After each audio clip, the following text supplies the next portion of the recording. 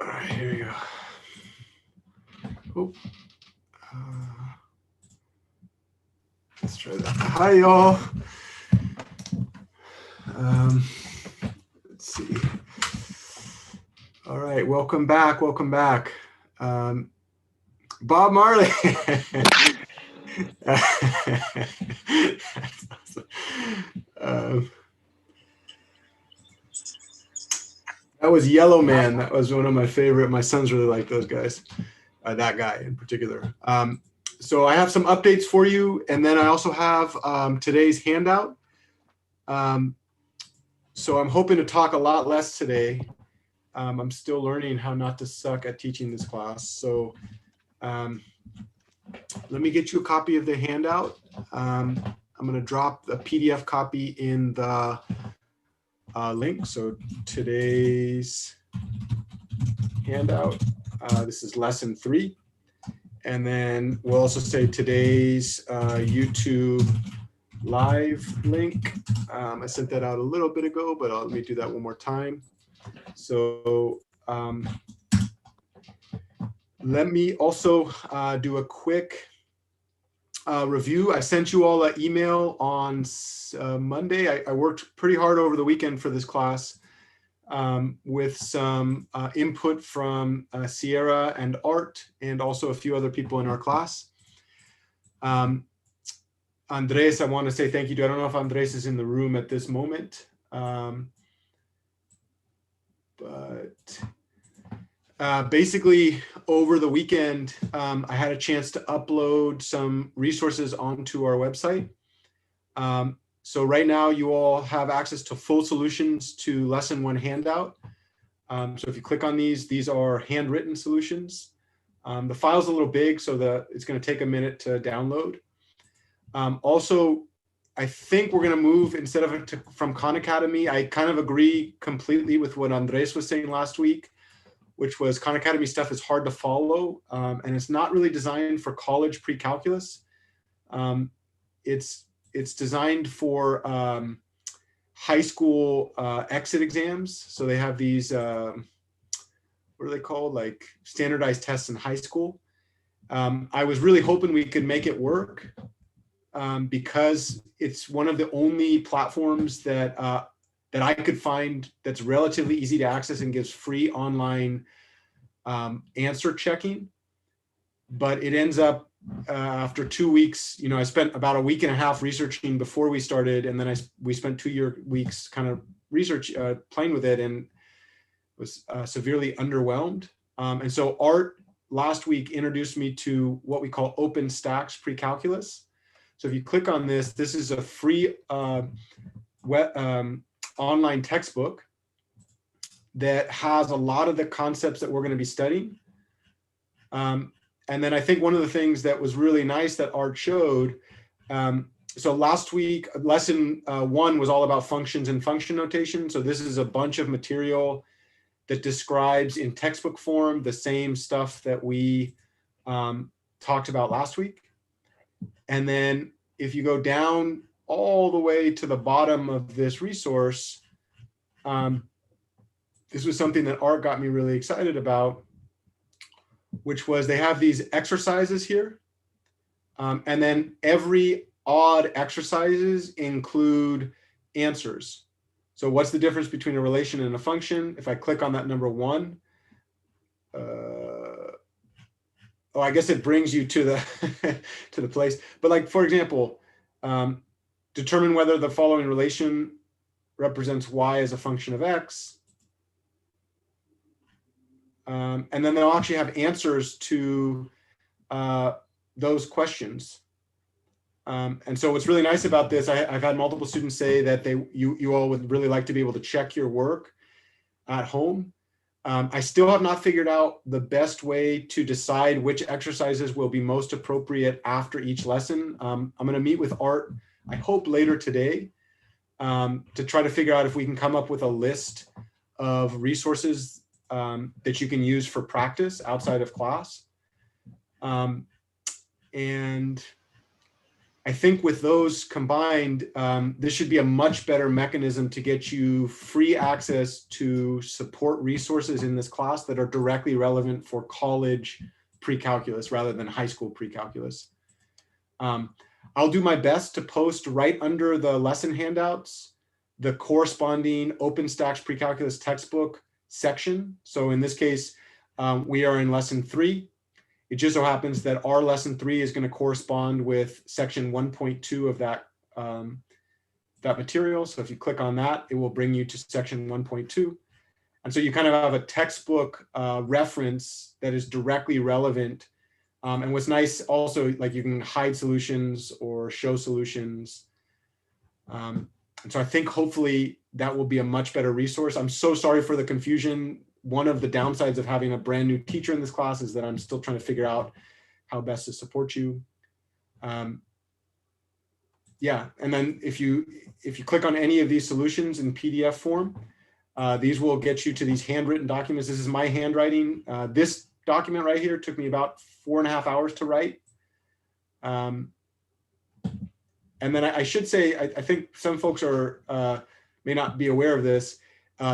These lesson handouts I make myself, and like this morning, over the last few days, not only did I write all that stuff, this document for lesson 3 handout was about a 3.5 hour build. So this cost me to make myself 3.5 hours, and part of the reason is that I have to create all of these axes for myself. So that's written in LaTeX, and then you know, it's non-trivial to format and edit and make sure that everything's okay.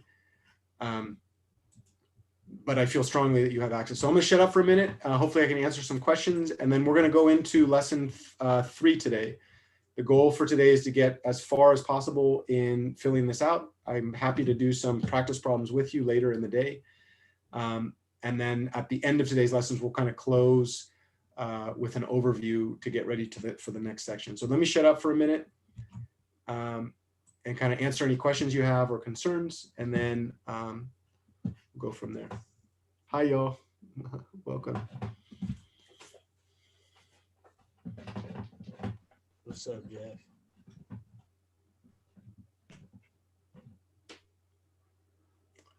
What's up, Jasiri?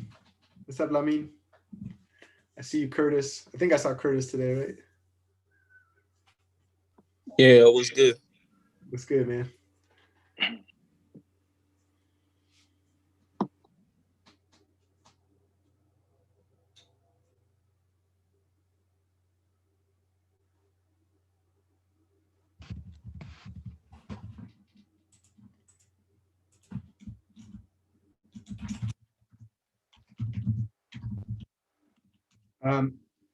Okay, well, what I'll say is that I'm here if you're ready to share. I feel very badly that this is not as organized as I would prefer for my normal classes, but I will say that I'm doing the best that I can to get you all learning resources. I feel strongly that I want you to have free access, and so I feel a little bit silly that we tried Khan Academy, but as I say always, one of the best ways to learn is to make mistakes.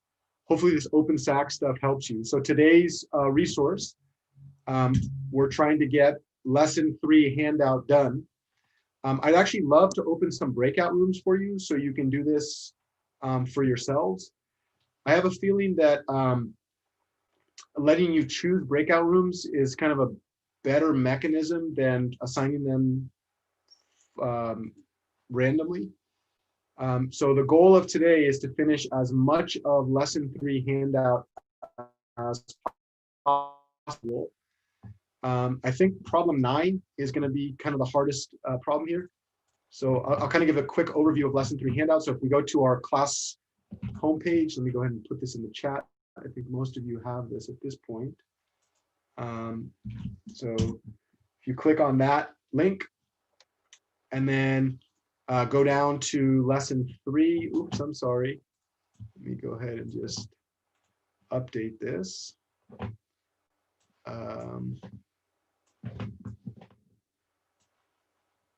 So lesson 3 handout is down here. And this should actually say lesson 3. Go. Lesson 3, graph more popular handouts. And then it might be worth just grabbing the YouTube link here and then just putting this in right now so that you have access to it. So here's lesson 3 playlist. And there we go. All right. So if you click on that handout, basically lesson 3, which is what we're going to be working on today, is more graphing. One of the fundamental takeaways from pre-calculus is the ability to kind of graph functions and recognize their graph and do transformations. There are really only maybe like 8 to 10 elementary types of functions that we're going to study in all of pre-calculus and really all of calculus. Almost all of those are included in lessons 1, 2, and 3. So this is kind of a broad overview of the type of functions that we'll work with. So the first one we're going to be doing is the cubic function. So we're going to take x cubed, create a table of values, plot that table of values, and then answer questions about the x-intercepts, y-intercepts, the domain, the range, what does the graph look like? We'll do the same thing for rational functions. And then we have another rational function, which is 1 over x squared. And then we'll do the same thing for 2 to the x. And then the last one that we're going to graph on this handout is log base 2. So we're going to try to get a sense of how logs behave. And you are welcome to, oh, sorry, go ahead. You're welcome to use any calculator or online program to help you fill out these tables. Later today, I'll do a little bit of mini lecture to be captured on film about how to think about logs and then do some of these other tables. So the goal of today is to try to finish as much of this handout as possible. And then anything that we don't finish in class, you're welcome to finish on your own time. And then you can submit your filled out handout by the time we see each other next time, which I suppose would be on Thursday. So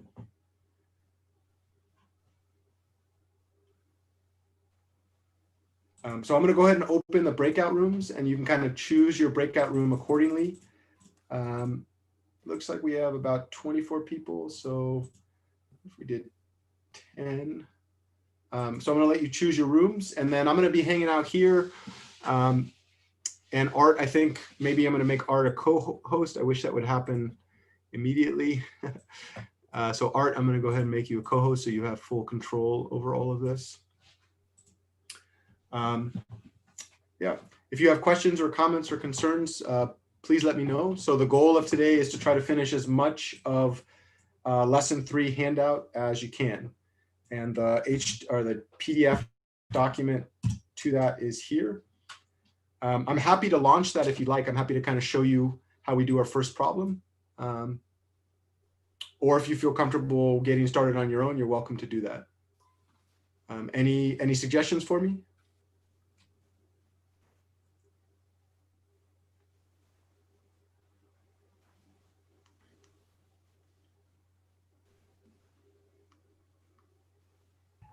I think breakout rooms are a good idea, but just have this room open just in case we have any questions or something, so we can come back and join you. Okay. Yeah, I'm here. I'd love to capture. I know some folks like a little mini lecture. And so what I'd say is if you're ready to do the breakout rooms and you're ready to go, you might try that. And then both Art and I will be here to help.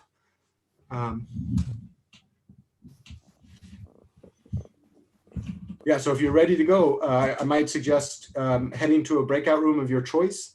And then I'm here to kind of guide through some of the details if you'd like.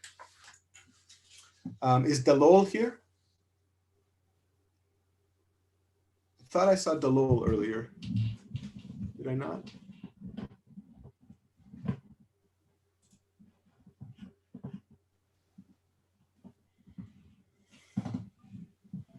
Actually, I have a question. Yeah, I please.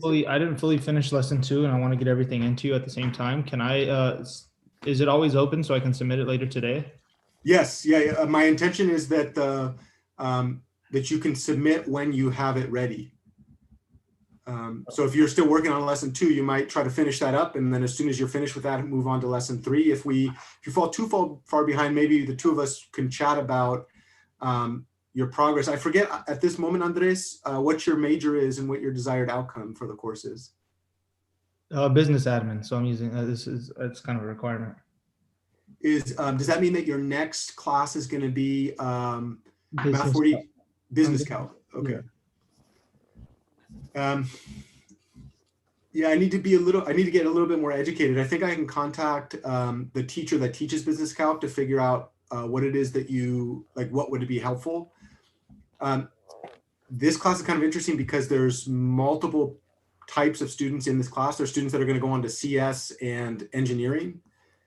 And for the students that are going to CS and engineering, I would say that it's really actually kind of helpful to finish all of the material for multiple reasons. But there are other students that just need this for a prerequisite to clear. And in that situation, we might choose a subset of the problems so that you can finish the subset and then move on. In your case, I'm not clear at this exact moment what prerequisites the business calc teacher would require.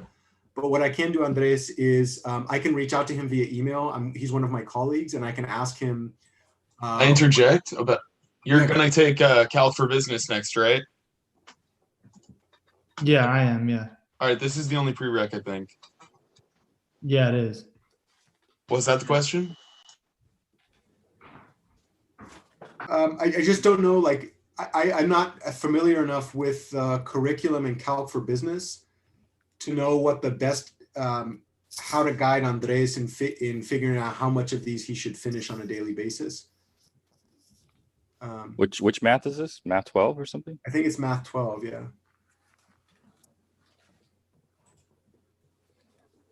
Yeah, it is Math 12. Business Calc is Math 12. Art, would you mind going to room 7 and asking Katrina to join Curtis in room 2? Sure. Room 7, Curtis, Yeah. room 2. And then when you're done with that, come back because I also want to get Malcolm to join Jason. Okay.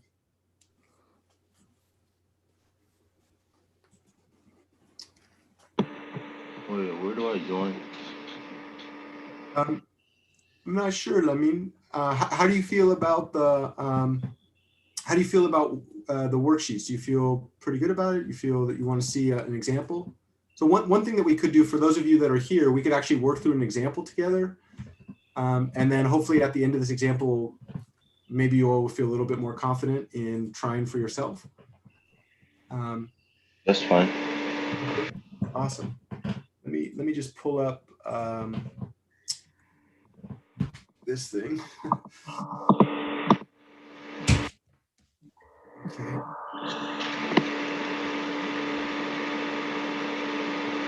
Let me just mute that real quick. And then I might skip the first one. And maybe we try page 7 of handout 3. So let me go ahead and just let me send handout 3 again. I think we had some people show up between the time that I sent it out last time and now, and the chat is weird in Zoom because the chat doesn't actually, for people that show up new, they don't see it. So let's go chat. So handout 3 is here. So what we're going to do is we're going to try to evaluate the function 1 over x squared. That's called a rational function. Art, would you do the same thing with Lily? And also Malcolm, would you get Malcolm into room 4 and then Sure. Lily into room 2?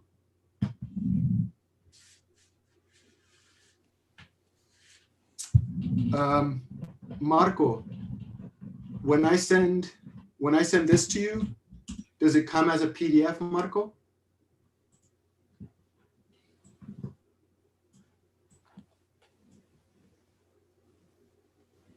Wait, is he not able to get the link? I just went through your Canvas and I just opened it through your Canvas and the PDF's right there. Yeah, I'm not sure. Marco, are you here?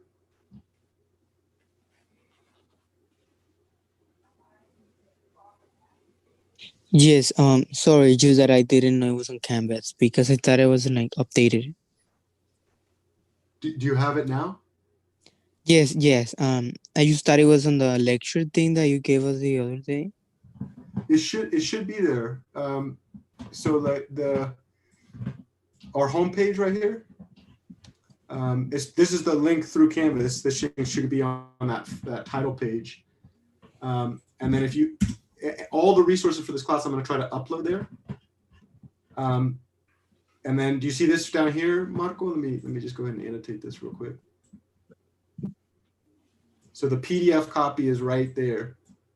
And this is lesson 3.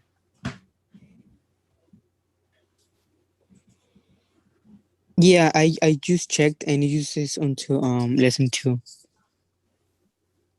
Like for me, it's not updated. That's why.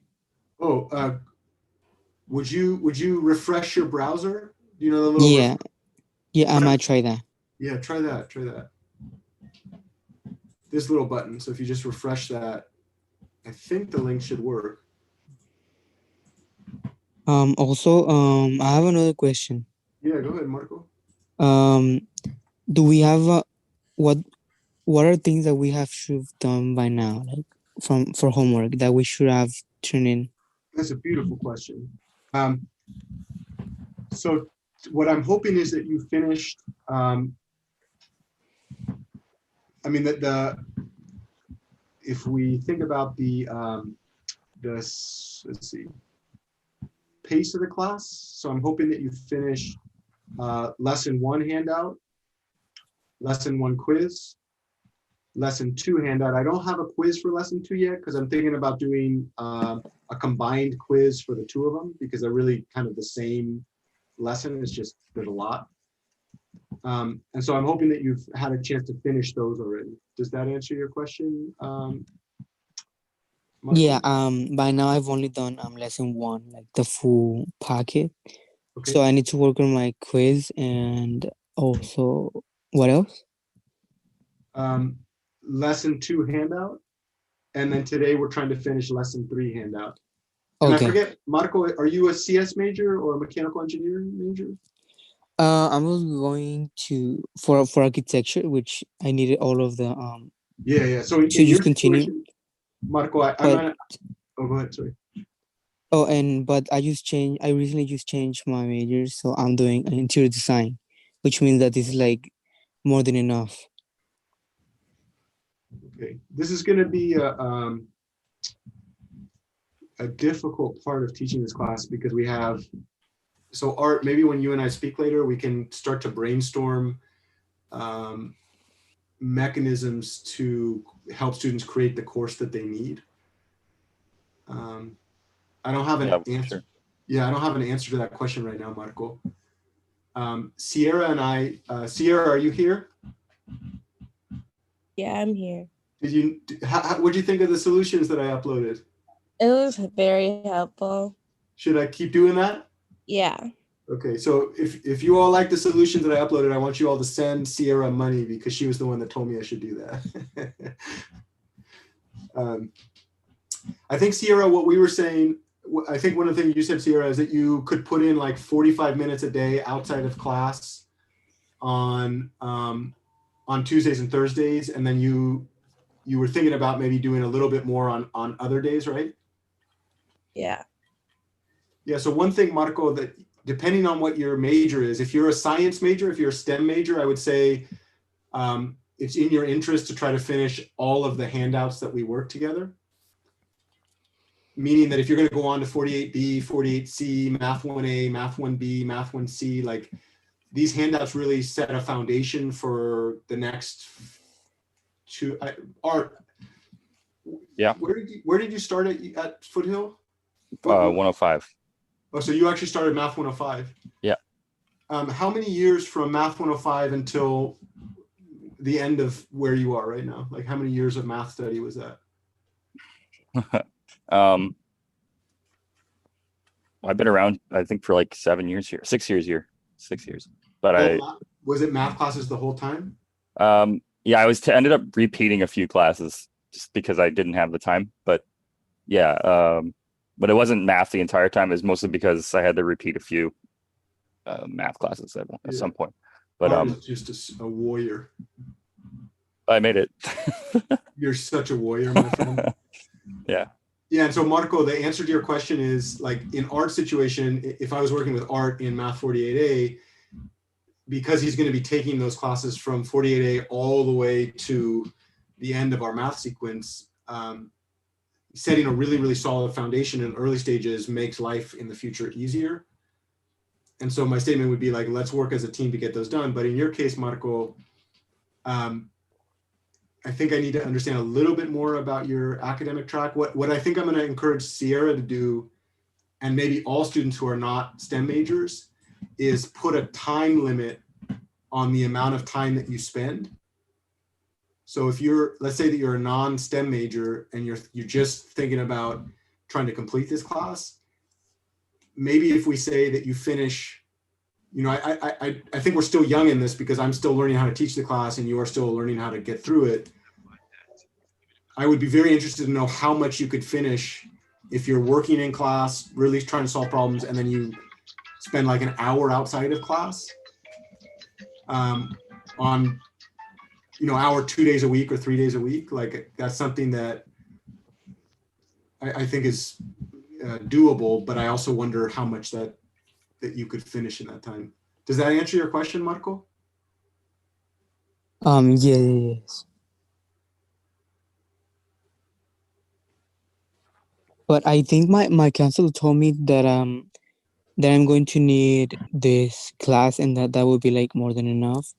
But I also have a meeting the beginning of February, so that we talk about like all of my classes and stuff like that. Yeah, so one question that I would ask each of you, like, I know Joel, it's good to see you back.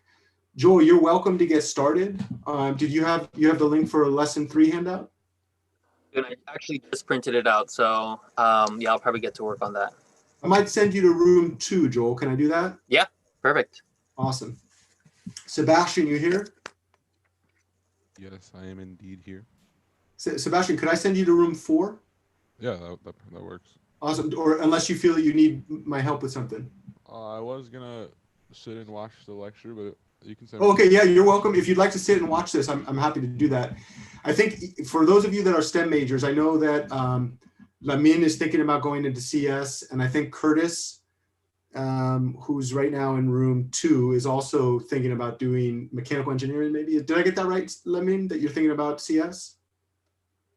Oh yeah. Yeah. So in your case, Lamin, let's do our best to get you to finish all of these. Sean, I forget if you're a STEM major at this moment. Business admin, decision analytics. Decision analytics. So I'll continue and take business for calc, but I'll continue to take probably the calc course. Okay, yeah. So if you're thinking about taking all calc courses, I might suggest that we do an output-based goal. So output means you're focused on the output, not the amount of time that it takes. Oh, diggity! Oh, for yeah, sure. So the output, smart answer, I think. Yeah, the output would be, if you're thinking about going on in calculus, do your best to finish all of the lesson handouts. And I just want to let you all know that you're not alone. Not only am I making all the handouts, but I'm also writing full solutions. And so we're suffering through this together. It's a team effort or a team suffering event. I understand your pain. And then if you're not thinking about going on to STEM and you need this as a class, what we might say is maybe you do an input-based goal. So maybe commit to showing up to lecture to our in-class sessions, Tuesdays and Thursdays every time, and then put some time limits. Maybe you say you dedicate 1 hour on Tuesdays outside of class, 1 hour on Thursdays outside of class, and then maybe some extra time somewhere else if you'd like, and then finish as much as possible within those times. And then once you've kind of satisfied your time requirement, submit what you have at that point to let me know that you've been working and that you're trying to solve those problems, right? So instead of trying to finish the entire packets, you would finish a subset of those packets. And then as soon as you've kind of timed out, you submit what you have at that moment. Does that answer your question, Marco? What did you hear me say, brother?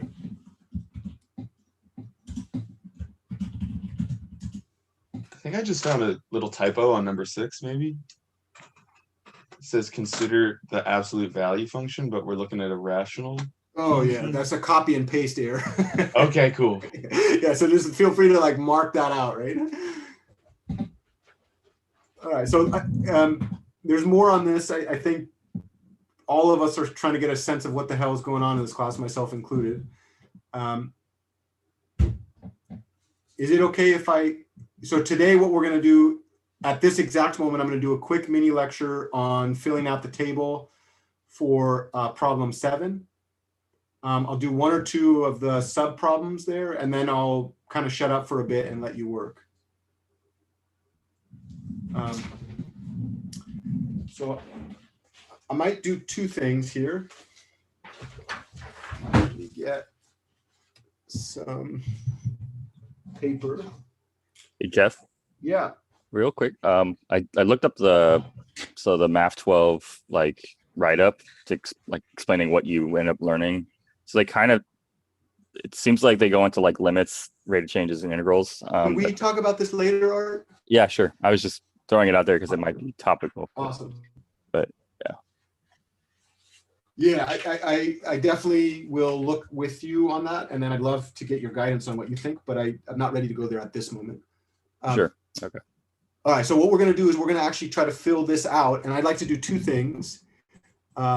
Maybe one of those is to get Desmos open. So let me move this. Over here, we're going to go to desmos.com. Desmos calculator. I'm gonna bounce to some rooms to see if anyone needs help. Awesome. Okay. And then we'll go into the calculator. And then I think what we do is we push this little thing, the edit. Maybe that's not it. No, that's not it. Oh yeah, so we push the little plus, and then we'll do table. In this case, we're going to say that this is X. And in this case, we'll say that this is 1. And then on the bottom, do you see that little keyboard? I could go 1 divided by X squared. And then the first thing we're going to do is test -3. So we're going to say that X is equal to -3. So if that's the input. So now we're going to look at f of X is 1 over X squared, which would imply that if X is -3, everywhere I see an X, I'm going to substitute the value -3 in. So this would be f of -3, which would be 1 divided by -3 squared. And then of course, -3 squared is -3 times -3.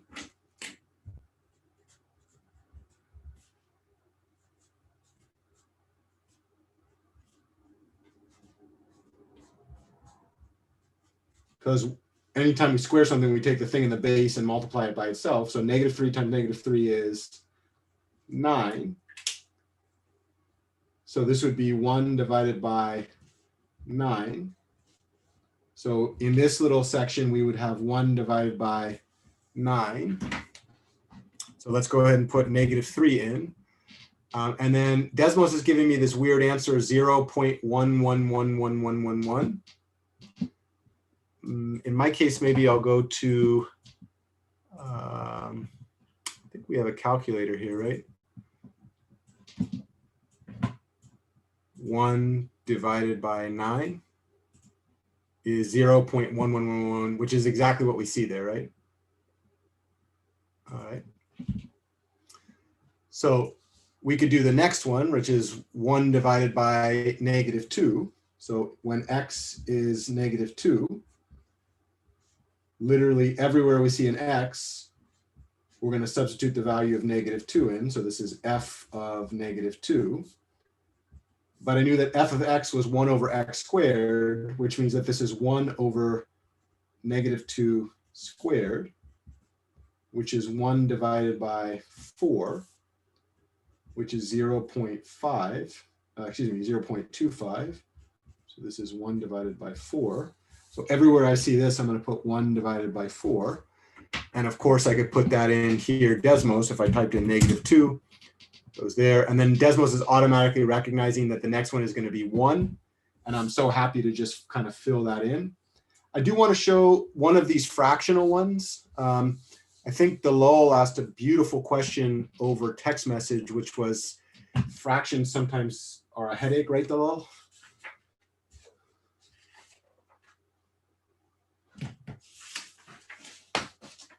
Dalal, you there? Maybe.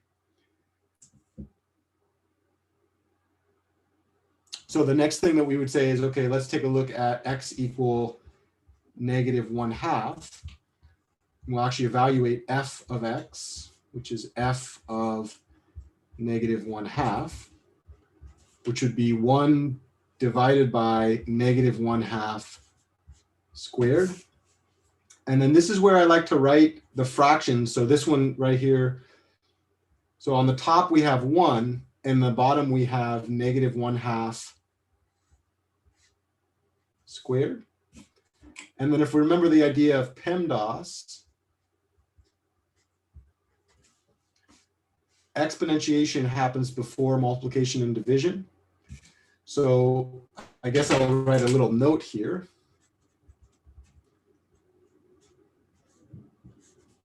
-1/2 squared is just -1/2 times -1/2. But when I'm multiplying two fractions together, one of the things that we do is we do this thing where we multiply the numerators and we multiply the denominators. So the idea, we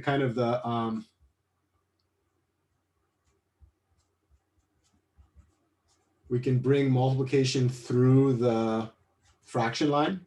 So in this case, we would say that this is -1 times -1. And on the bottom, we've got 2 times 2. Is Jasiri here?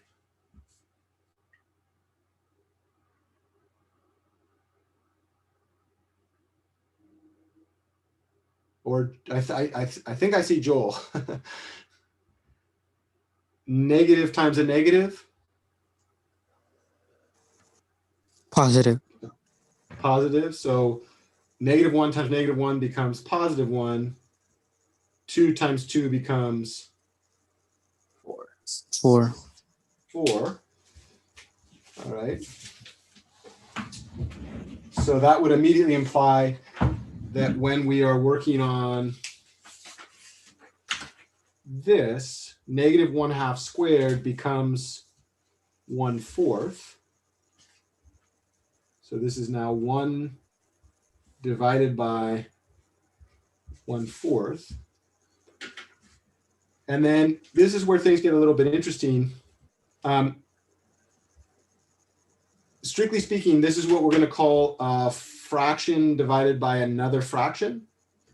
So one kind of interesting thing in fractions is that we can always write any number divided by 1 and not change the value of that number. So in other words, this 1 right here, I could write that thing equivalently as 1 divided by 1. And the reason is that division by 1 is kind of like multiplication by 1. It doesn't do anything. It doesn't change the value of that.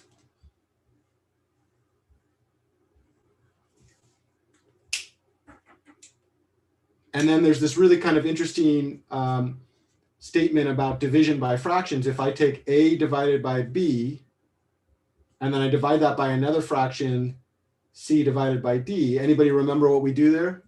When we divide one fraction by another fraction, do you remember how we kind of deal with that? It's kind of like multiplication. Yeah, you got it. So particularly this would be A divided by B.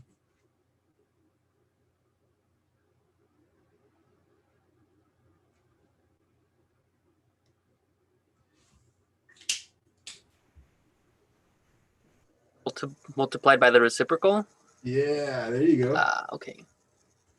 So this is what we're going to call the reciprocal. That's kind of nerdy language, right? Yeah. And then division turns into multiplication. So this now becomes D divided by C. All right, so if we look at that, let's kind of think about this for a second. A divided by B, here's the division, there's C divided by D. What do? We can turn the division into a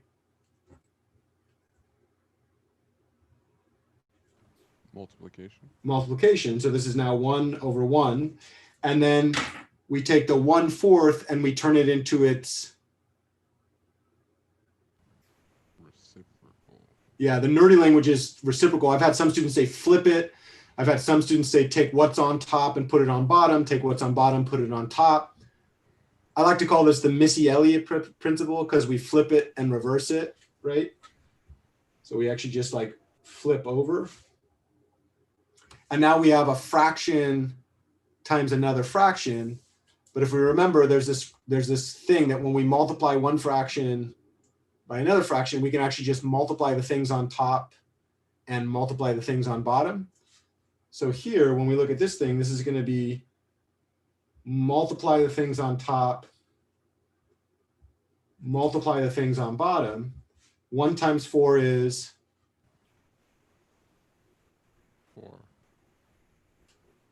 4. Yeah. And then 1 times 1 is 1. Yeah, and then 4 divided by 1. Anytime we divide something by 1, we get back to whatever's in the numerator. So division by 1 does nothing.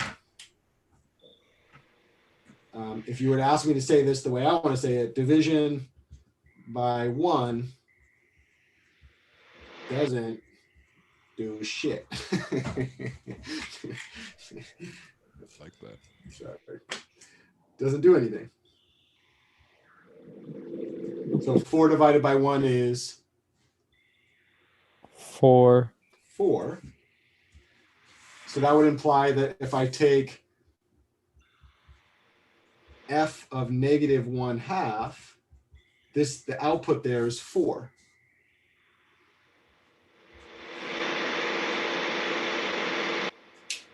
And so now I can actually check this. Let's go ahead and put negative 0.5 and notice that the output is 4. I could also take negative 0.25 and the output is 16. And the nice thing is that Desmos is kind of graphing these for me, right? So I can get a sense of this. And in fact, if I were to type y equal, 1 divided by x, I always forget how to do this, squared. We can kind of see that the red graph actually goes through those points, right? And that's kind of makes sense because the way that we're getting the outputs here is we're evaluating these inputs at the value of 1 over x squared. And so what I can do now that I kind of have this graph going is I can go, okay, -3. So if I go to the input -3, this is going to be 1 over 9, which was like positive 0.1111. So that thing's going to be like down towards 0. -2 was 1/4. So here's 1, here's a half, here's a fourth is a half of that. -1 was 1. -1/2 was 4. So that thing's going up pretty damn quick, right? -1/4, which is kind of a fourth of the way across here, is going to be all the way up at 16. And then the claim is that this thing kind of goes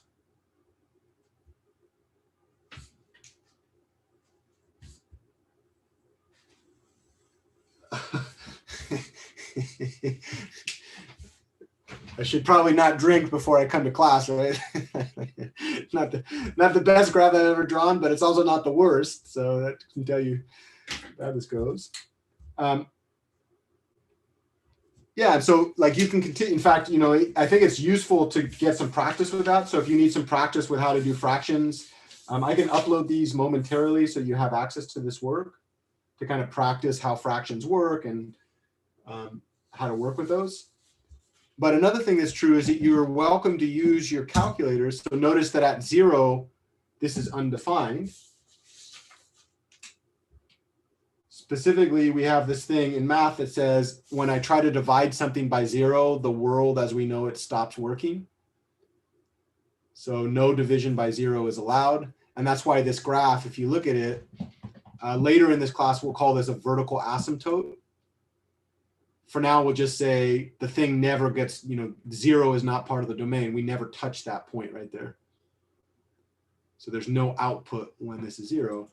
And then the same thing is true on either side. I can go 1 divided by 3, 1 divided by 2, 1, 2, 3, 4. And all of a sudden, like if we were to graph those, so if we actually kind of pay attention to what's happening here, does anybody notice a trend almost immediately on the left and right of the vertical axis? Do you notice something? Yeah, it never crosses the x axis. Wow, nicely done, my friend. So guess what, Marco? What? You just made an observation that my calculus students also make. So you're propelling yourself a few years in advance right now.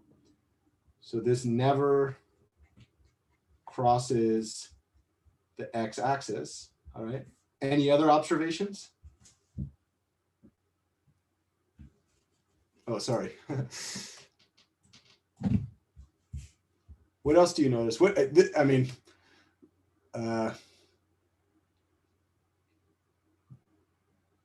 I'm very sad about this graph.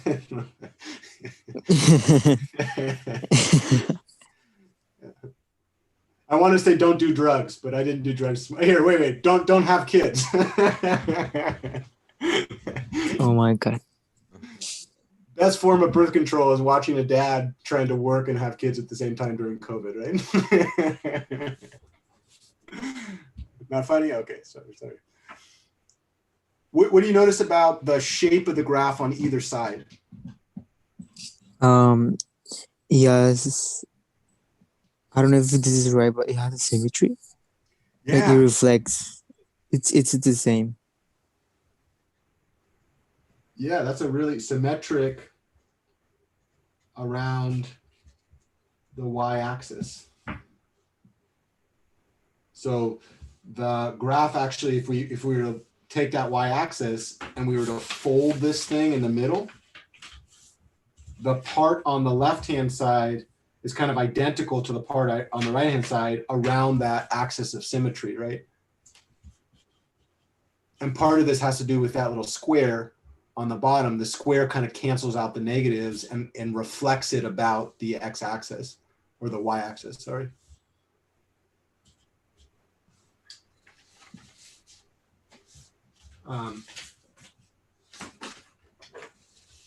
And then the other parts, so maybe if we were to kind of think about this, Lamin, are you with us still?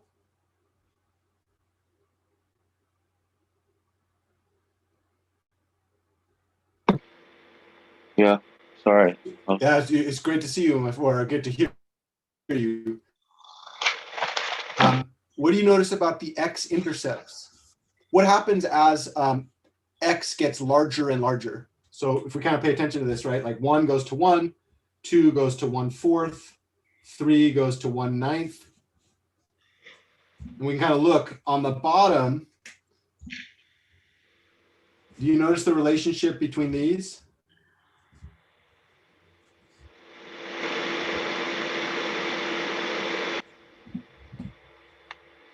One, 1, 2, 4, 3, 9. Could you guess what 4 would go to, Lemmy? 2. Yeah, almost. Specifically, what do we do to each input? What's the operation that we do?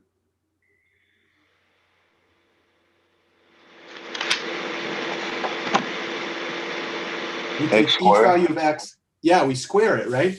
So 1 squared is 1. 2 squared is 4. 3 squared is 9. 4 squared is 16. 16. What about 5? 10. Yeah. So 25. you're right. You're actually, 25 is the yeah, there you go. There you go. Great. multiplication, my bad. Sorry. Yeah, you're right though. You're right that the square does. We are multiplying, but we're not multiplying by 2. We're multiplying 5 by itself twice, right? Oh. Like what can go into 5? Well, like 5 multiplied by 5. So we 5 take times 5, is 25. Okay. right? What do you notice as x gets larger and larger? What happens to these fractions?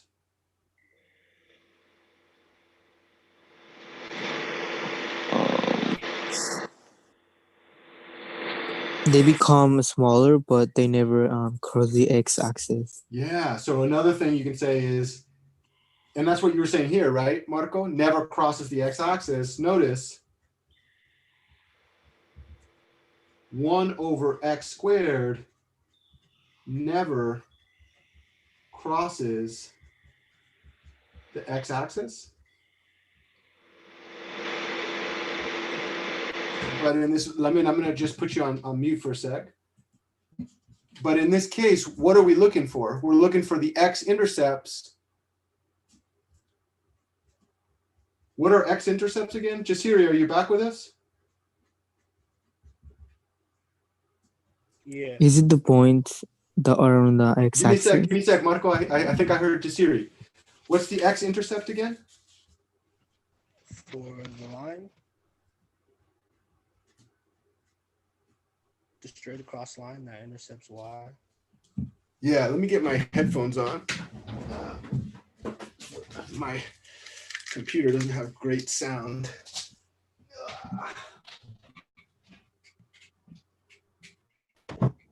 Hear you better. What am I doing in my life here? Let's go here. Here you go. Try that again, Jasiri. Sorry.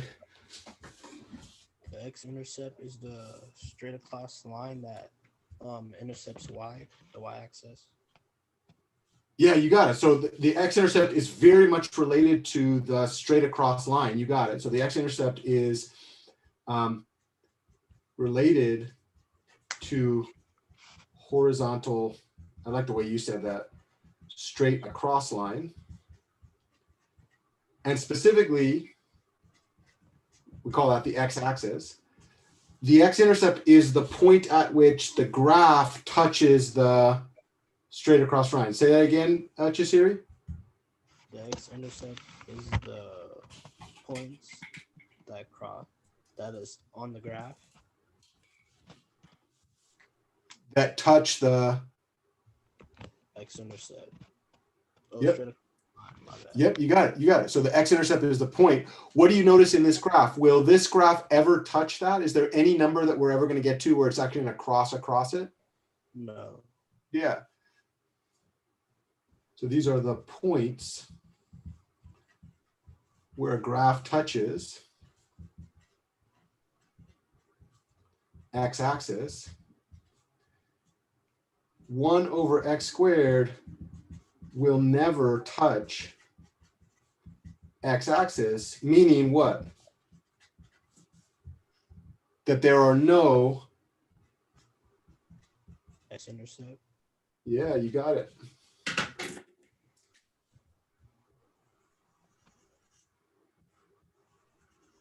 All right. And Jaden, you here? Yeah, What up, man? nothing much. All right, so if we're thinking about the x-intercept as the point where the graph touches the x-axis, could you guess what we say about the y-intercept? The so you said the intercept is the line across the graph. Close. The x-intercept, let's see if we can highlight it. I agree with what Jasiri is saying, that the x-intercept is related to that line. Okay. And specifically, how is it related?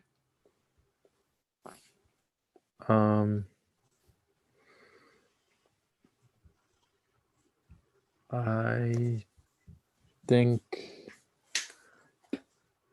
it's because it's horizontal going Yep. across. Yeah. Yeah, you got it. You're right on. The x-axis is the horizontal axis. Right. And then the x-intercept is the point where the graph touches the line. Yeah.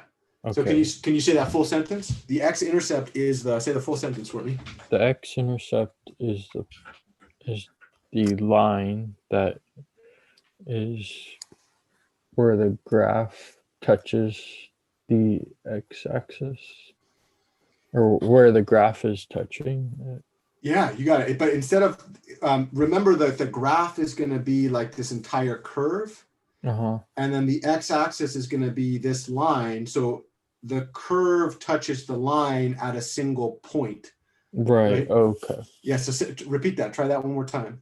The x-intercept is the point where the graph touches the x-axis. Look at you, brother! You nailed it. All right. So let me ask you this. You're rocking it. Go ahead. You're 3 steps ahead of me. The y-intercept is where the graph, I would say, like curves, or the curve of the line touches, crossing, or where it crosses the line that goes. Which line? The straight up and down one. Yeah, yeah, look at you, brother. Hella good at math. Straight up and down line. What's the nerdy word for straight up and down line? Instead of x-axis, we might call that the y-axis. Yeah, you got it. So let's try that full sentence again. So the y-intercept is where the graph crosses the straight up and down line known as the y-axis. Boom. Look at you, brother. You got it. So when you look at this graph, what do you notice about, well, let's not look at Jeff's graph because Jeff's been sleeping with a 2-year-old. That kid woke up like 7 times last night. So I'm a little bit afraid right now. What do you notice about whether or not this red graph touches the vertical axis?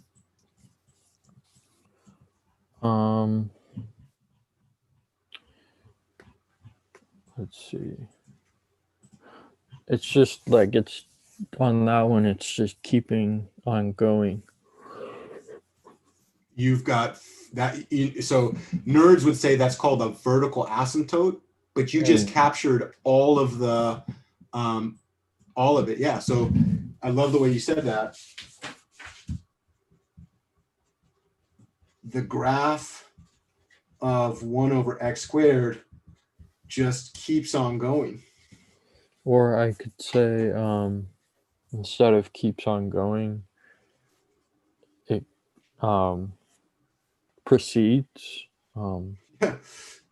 Proceeds in what direction? Going up. Up and up and up. Does it ever touch the vertical axis? Does it ever touch that vertical black line? No. Well, yeah, it does touch the black line, but it doesn't cross. Well, here, yeah, this is such a crazy concept. Actually, this, never crosses, and never crosses. Wait, is the vertical line going up? Yeah, so kind of. I mean, it's the vertical line is just all points where x is equal to 0. So if we look Uh-huh. at that vertical line, if I try to put x equal to 0, if I try to get an output, what happens when I drop x equal to 0 in the bottom of that fraction right there? Okay. Then What's the output? Check out here on the table.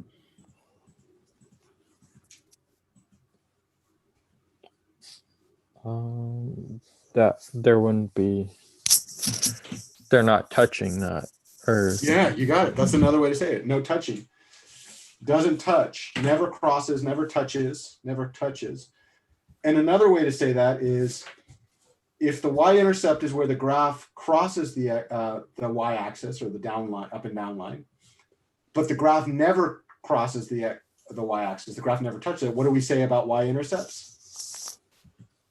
they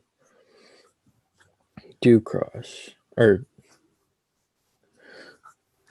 I think I thought I said they do cross, but oh man. Here, repeat the sentence for me again. Sorry. You're doing such a good job. So you repeat it. You kind of work through it with me. Okay. So what do we look? Yeah, go ahead. So we said the x-intercept, they're not crossing the line, and then we'll never touch the axis, and then y-intercept is when the graph crosses the straight up and down line, known as the y-axis. And then let's see, what else do we say? The graph does not really, we notice that it proceeds to go up, and it never really crosses the y-axis. Look at you, man. You're a mathematician. Yeah, you got it, right? Because no matter, like, I can zoom in, I'm just scrolling in, right? And no matter how high I go on this graph, I can just scroll up forever. And what do we notice about that black line versus the red line? The black line is still in the middle, and Yeah. the red line are on either side of the black line. But never actually touches, right? Right. Yeah. So in other words, if we're looking for points where the graph touches that up and down axis, do any such points exist? No. Or yeah. No, you got it. You got your first guess was right on, right? Because no matter how far I go up, those red lines will never cross. So what we say is that there are no y-intercepts. And another way to say this is we can't divide by 0, right? So 1 over 0 squared is going to be 1 over 0. But 1 divided by 0 is, as reported by Desmos, what do we see? Undefined.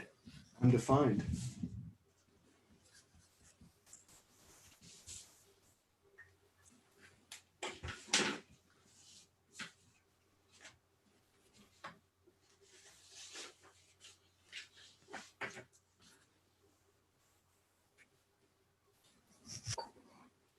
Jasmine, you there?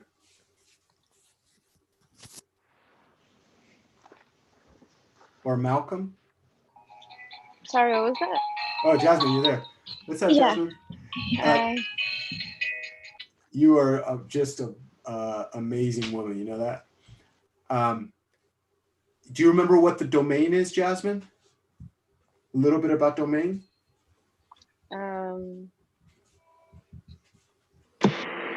Is it the x-intercept? It is related to x values. Yeah, the domain. Yeah, specifically. So you're right on. You correctly identified the idea that the domain is related to the x values.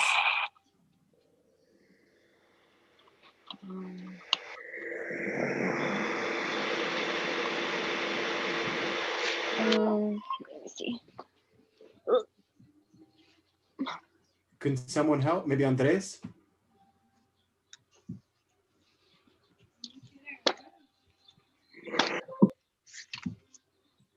Say that again, Jeff. Sorry, the power Yeah. just went out right here at my house, so I had to rejoin right now. You're a baller.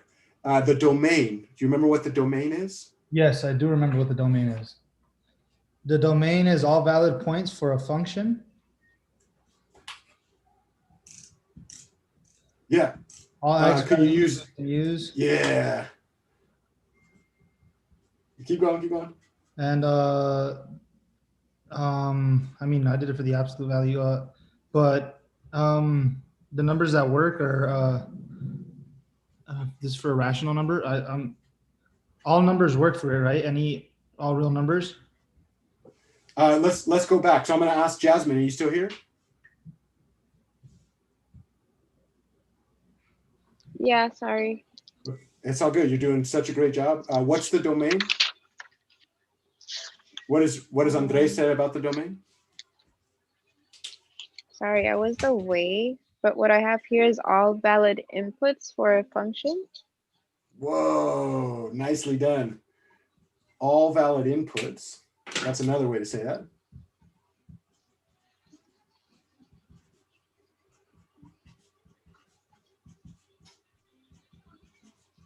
Would it also be all real numbers? Well, let's see. Is there any of the inputs that we have that don't work?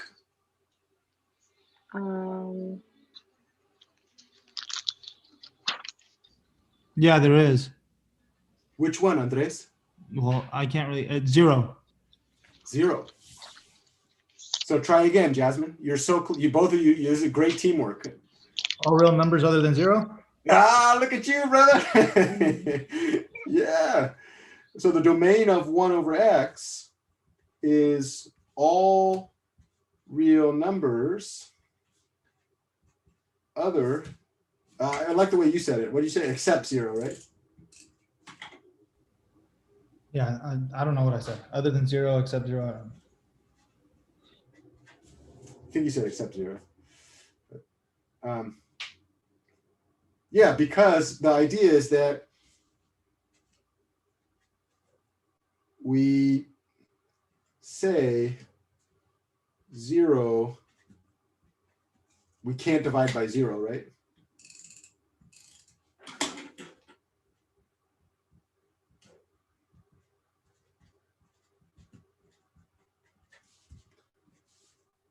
All right, so we have the domain of our function is all valid x inputs, all valid x values. I love the way you said that, Jasmine. Jasmine, can I ask? Can I keep working you? Or you?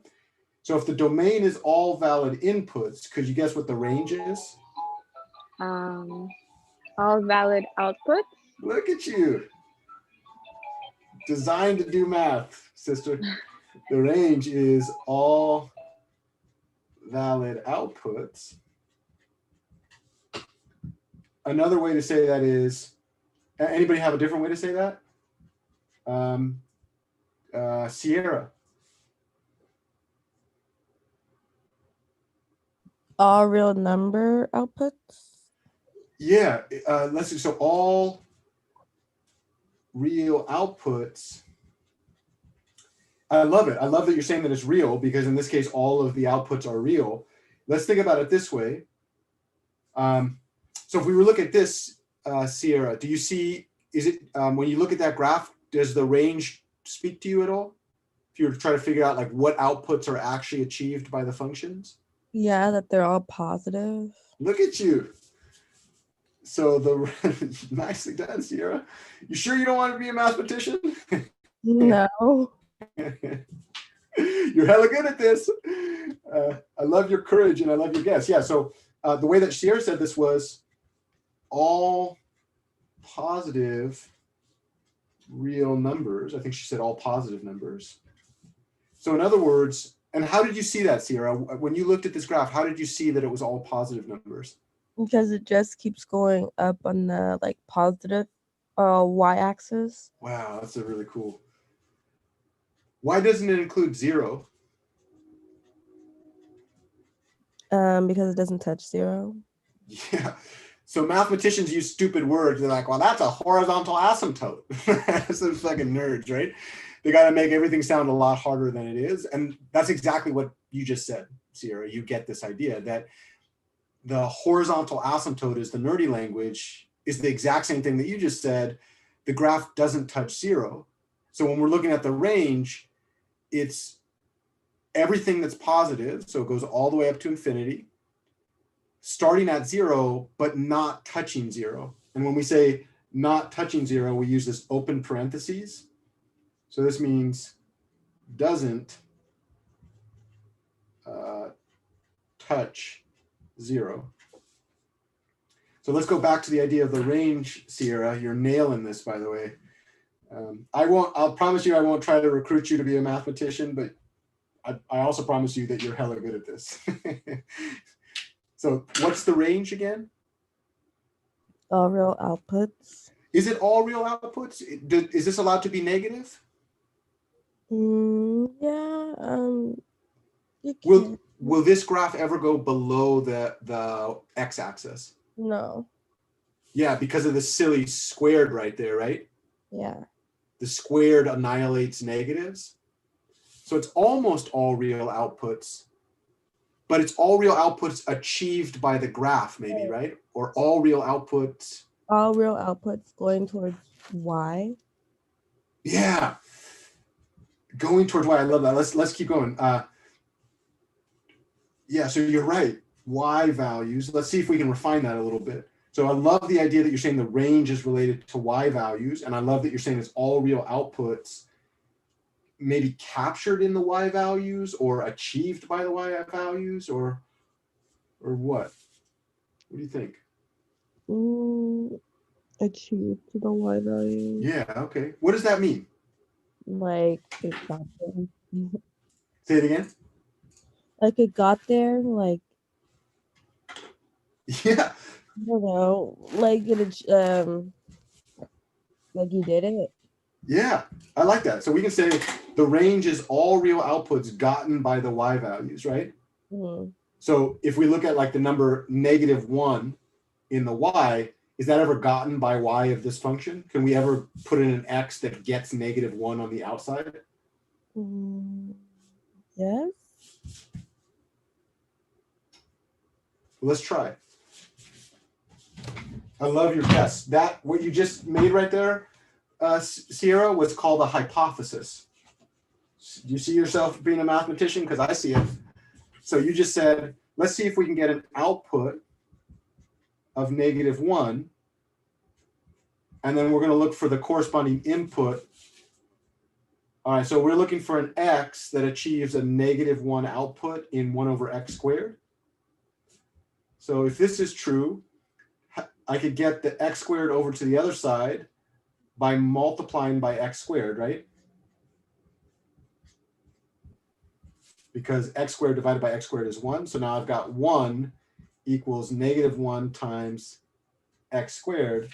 What do you know about x² for any value of x? What do you know about x²? What will always happen? It's always x by x. Yeah, always x times x. What's another way to say that? X times 2. Or is it? It's a little different than x times 2. I love the idea though that you are correctly identifying that there are 2 values of x here, right? Mm-hmm. So one little note here: 2 times x is x plus x, right? Yeah. And then x² is x times x. So the squared counts multiplication, multiplication counts addition. Okay. What if you put in a -x? What happens when I multiply a negative by a negative? It cancels it out. Always be positive. Always positive. Yeah, maybe we'll say always, or maybe the better way to say that is never negative, right? So it's anything you square will become positive, right? No matter what. We gotta be fucking mathematicians, right? What if you square 0? I guess you're right. Fucking mathematicians, right? Like when we say positive, we usually mean bigger than 0. And if you put in a 0 there, it's strictly speaking, it's not bigger than 0. So mathematicians will be like, okay, it's never negative. And another way to say that is either 0 or positive, right? But if we look at this, like if this thing is never negative, and we're saying that -1 times that is +1, can we ever find an x that when we square it and multiply by -1, we get a positive out?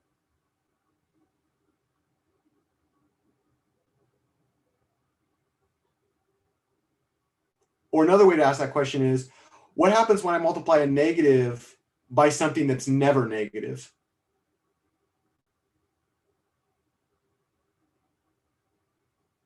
Or another way to say that is, if we use Andres' thought, what happens if I multiply a negative by something that's positive? Becomes a negative. Yeah, so the thing on the right, very nicely done, Jasiri. The thing on the right is almost always negative. The thing on the left is positive. What do you know about whether or not those things are equal? Can we ever have a negative number equal to a positive number?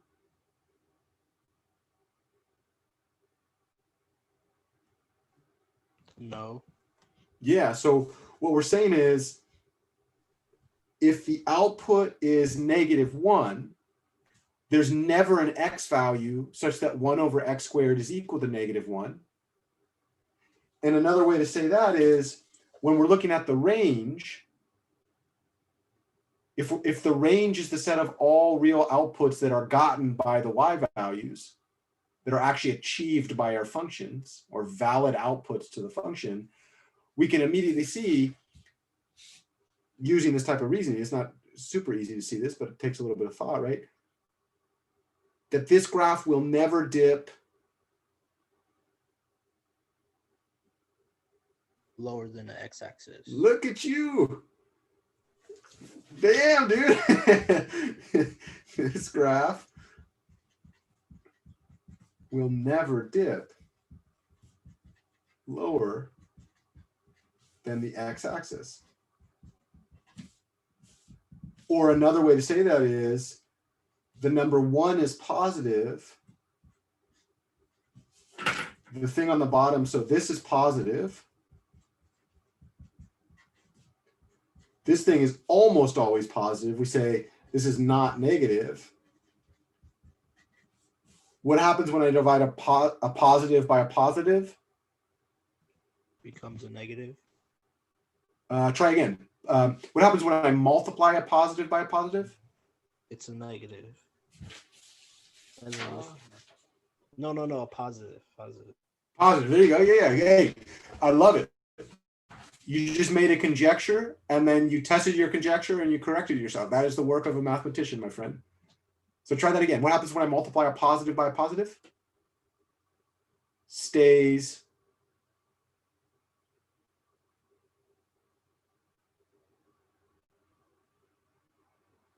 positive. So if I divide a positive by a positive, what happens?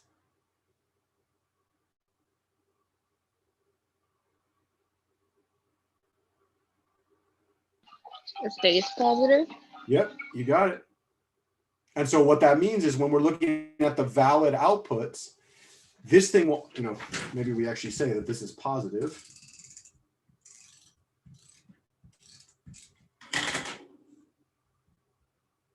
And I kind of love what Andres was saying. Andres, you're actually right, as long as we assume that x is not 0, right? Yeah. Yeah, so this thing is positive for x non-zero. We can't divide by 0, so that actually is the domain. So what do we know about all valid outputs? All valid outputs will always be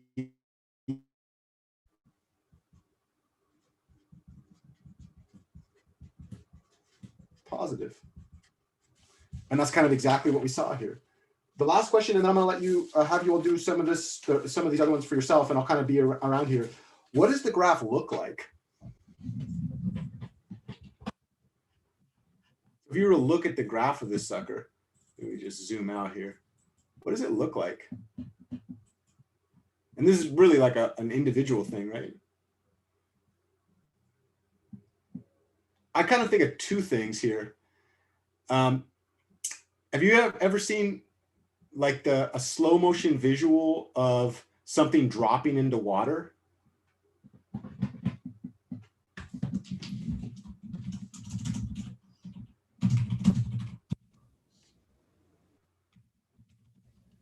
Yeah. To me, that's what that looks like. There's this beautiful, on YouTube, there's these guys called the slow-mo guys. They're kind of interesting. I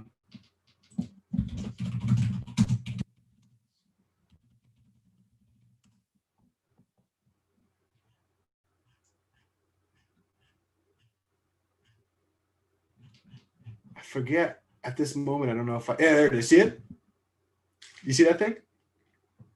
So this is a 90-foot vertical wave spike. This is way beyond the context of this class, but it's one of the reasons that you're taking this class. Stop selling me stuff. This gets into, I don't know how many of you want to become mechanical engineers. This is something called a wave equation. So there's an equation in calculus. It's called partial differential equations that you can use to describe this. So this video actually shows, you see that burst? They're kind of funny later in this video because they put one of the guys, his face right on top of that. You see it? This thing is called a wave spike, and it's part of the behavior of waves. And so the military actually, I would guess the US military funds this, this research lab right here because the military likes to win wars. And so they like to develop weapons. And when they like to develop weapons, they like to have scientific knowledge to help do that. Anyways, when I look at the graph of 1 over x squared, it reminds me of this thing. Later in this is kind of a funny shot. These guys made me laugh. So they put this guy right over it, and then they let this thing go right into his face. Anyways, to me, that's what that graph looks like. When I look at the graph of 1 over x squared, I see that little like spike. I also see like a half pipe. This side, like imagine a little skateboarder coming down this way and a little skateboarder coming down the other way. I think that they would probably die though, just because the farther they get up on the half pipe, the worse, the more incline it gets, right? But when you're answering that question, I'm asking you to, one of the things that I really believe is that, down to my core, you'll hear me say this over and over and over again, that you all know this stuff. Like just by the fact that you're alive, you have deep intuition about math. And one of the major challenges is to align your lived experience with your mathematical experiences. And one of the ways to do that is when you're looking at graphs of functions, to learn to describe the graph using your own lived experiences. And so when I'm asking you to describe what a graph looks like, what I'm really asking you to do is take a look at the graph of the function and kind of come up with a visual that helps you represent, okay, 1 over x squared, when I look at that function, to me, I would say it looks like a wave spike. It looks like when waves come together and it kind of spurts up. That's what it looks like. And the reason that it goes upwards is because the x squared is always going to be positive. The reason it never touches the vertical axis is because I can't divide by 0. The closer I get to the vertical axis, the higher that wave spike goes. And now all of a sudden, if I can use that language, it kind of helps me encapsulate or capture in my own intuition the behavior of that graph. And that's kind of a place to hang my hat, so to speak. Can I have someone, before you all go off into your rooms and kind of try to work on this stuff, can I have someone try to describe some different way of describing what 1 over x squared looks like? I said it kind of looks like a volcano that just keeps going up forever. That's awesome. Yeah, a volcano that goes up forever. It's kind of interesting because the thing I might add to that, and I would add this to my own, is that it also, not only does it go up forever, but it also goes out forever, right? Yeah, so it's like a wave spike that kind of like goes out forever on the vertical or on the horizontal part and goes up forever in the vertical part. To add while approaching the origin ray or the like point zeros. What do you call that? The origin array? Yeah, you might. I mean, I might call that nerds would call it Intercept. the x-axis. So they call this that line the x-axis. But I kind of understand what you're saying, like the ray that goes through the origin, right? While approaching the x-axis and Yeah. y-axis. Yeah, and that's kind of an interesting thought. If you turn this on its side, you'd actually have symmetric behavior. And you kind of see that, right? That fuck my lights here. At like 1/2, this thing gets 4. And at 4, this excuse me, at 1/2 the output is 4. At 2, the output is 1/4. There's kind of that symmetry there, right? At 1/3, the output is 1/9. At 3, excuse me, the output is 9. Sorry about that. So what you were saying right now is really freaking deep, Sean. There's kind of symmetric behavior along the horizontal and the vertical, right? Yeah, so whatever it is that you think this looks like, capture it there. And then what I might do is shut up for a bit. And maybe you want to go back to number 5. So number 5 is the cube function. Number 6 is going to be 1 over x. It's now 11:26. I think maybe for Marco and Sierra, if you all were to be able to finish numbers 5, 6, and the one that we just did 7, I think that would be a very successful day.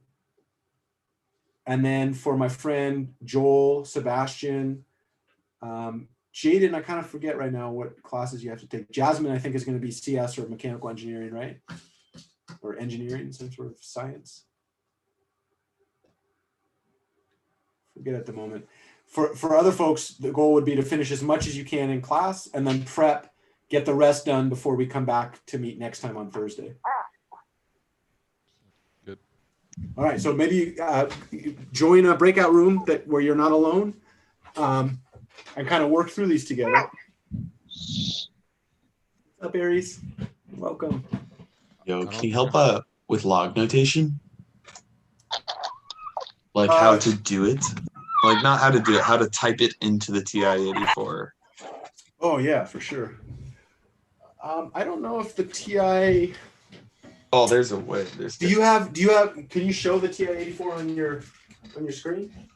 I got the plus. I don't have a nice document camera, but yeah. Give me 1 second. Let me see if I can find it.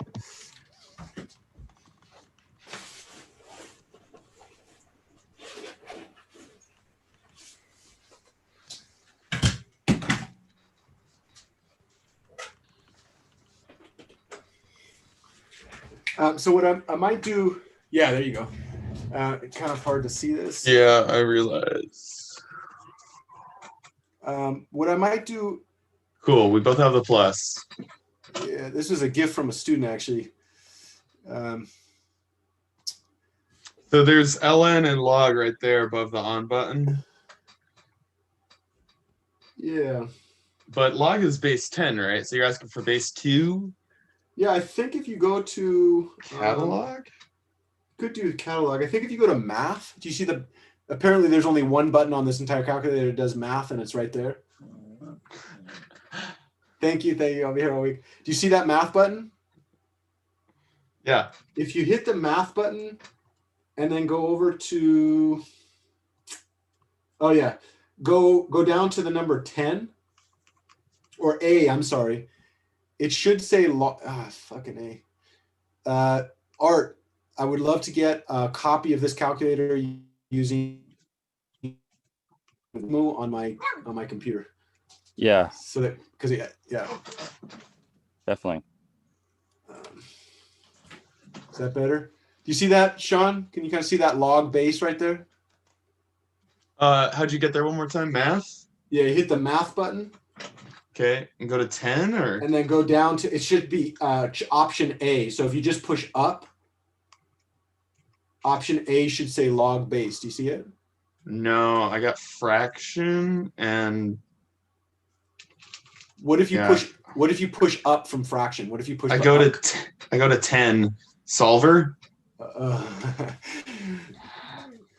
I know I've done this before in high school. Let's see. Like, Let's see. For sure. Yeah. So Sean's talking about number 9 on this. So one thing that you could do, Sean, I think we're gonna have to get you updated software on that. It looks like that software is a little bit older. Yikes. Yeah. So Okay. let's see if we got. Does anybody remember if the Mac calculator does that? You could also just do online scientific. Yeah, I'm gonna try Desmos right here. Thank you, though. Yeah, definitely. Yeah, Desmos has a scientific calculator apparently. Did you see that? And let's type function. Does it not have a log base?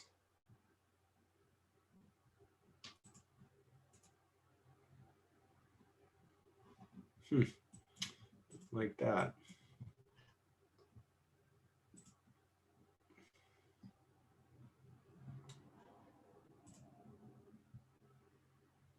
Oh, there it is. LG2. Log base 2 of 4.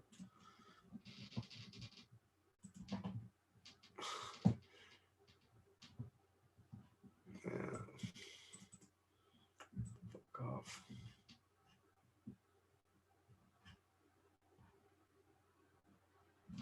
Yeah, we have log A, which works for us on Desmos. Oh, does it? Oh yeah, no problem. How'd you do that? Can you show that? Yeah. Share screen. Okay. Let me stop sharing my screen here. Yeah. See it? Yeah. Okay.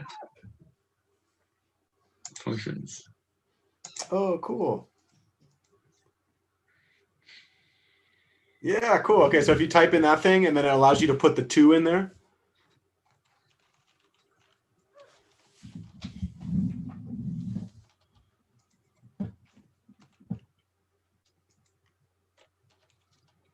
Awesome. So I think can I I'll stop. Yeah. Awesome. Let me figure out I how. think I got this. So what Sean was just saying, if we wanted to do the Desmos thing, so we can go over here. Let's say we were working on problem. What problem is that? 9? Yeah. So if we're working on problem 9 here, so let's go to desmos.com. And some of my students are like, hey, you don't mind if we use online calculators? No, I don't mind at all. That's what they're designed to do. They're designed to help you be able to graph quickly. So I might do a plus and then go down to table.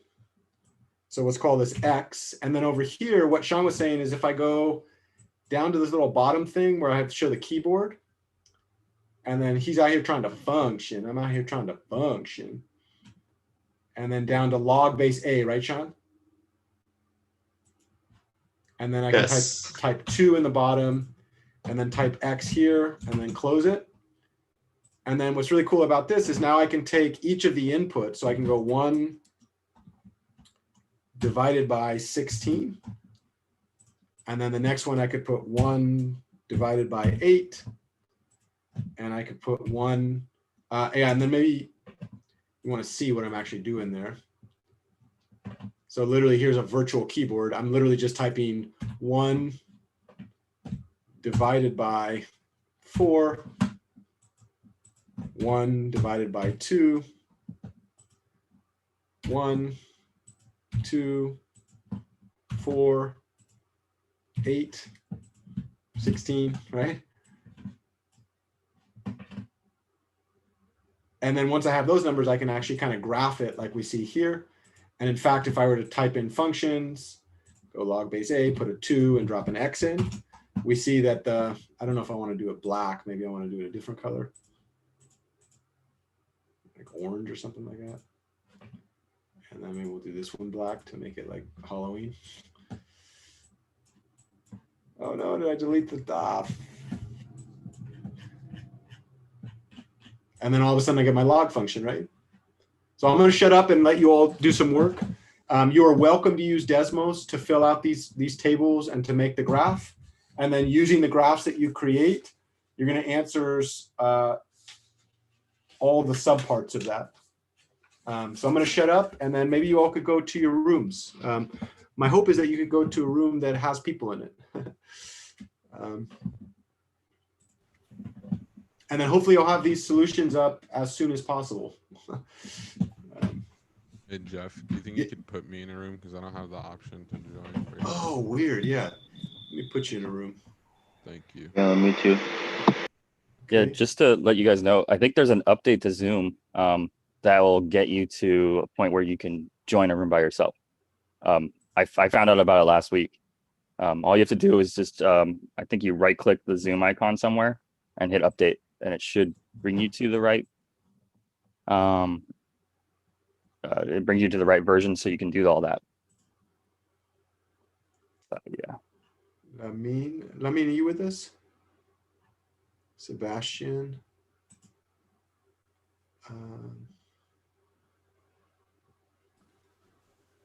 I also need a breakout room too. Let's see, Jaden. Yeah, let's do that. Jaden, let's do.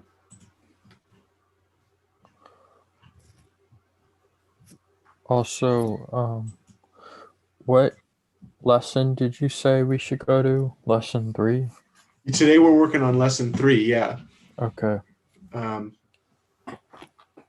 And then I had emailed you about what page you said that we should go to on that homework on lesson 1. You said to go to 6 or something, or skip a page or something. ooh, I don't know if I remember that.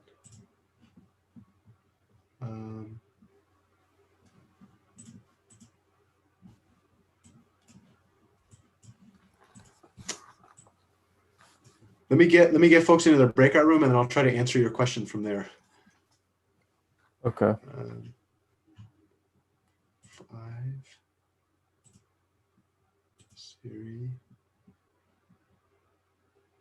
Sophia, 5. Andres, I have a feeling is really strong. And then Jaden. Let's put you in number 4, Jaden. And then Ryan, you still with me?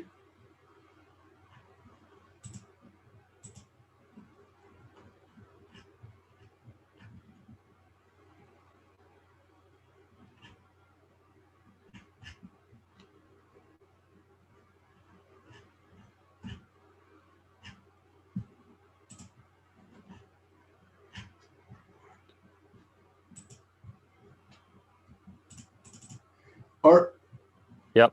Do you know how to, if I wanted to come, do you see Vince? Yeah, he's in a breakout. Okay, great. He just moved to that.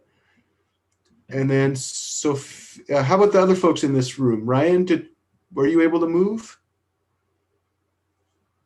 Yeah, well, it's me, Andres. I'll go to a different room. I was just doing the other assignment. I told you I was going to finish the lesson 2. Oh, okay, cool. You're welcome to do that, Andres. You might just kind of hang out in that room and listen to what you hear there. Jeff, did you say my name, Jeff? Yeah, are you able to move, Ryan?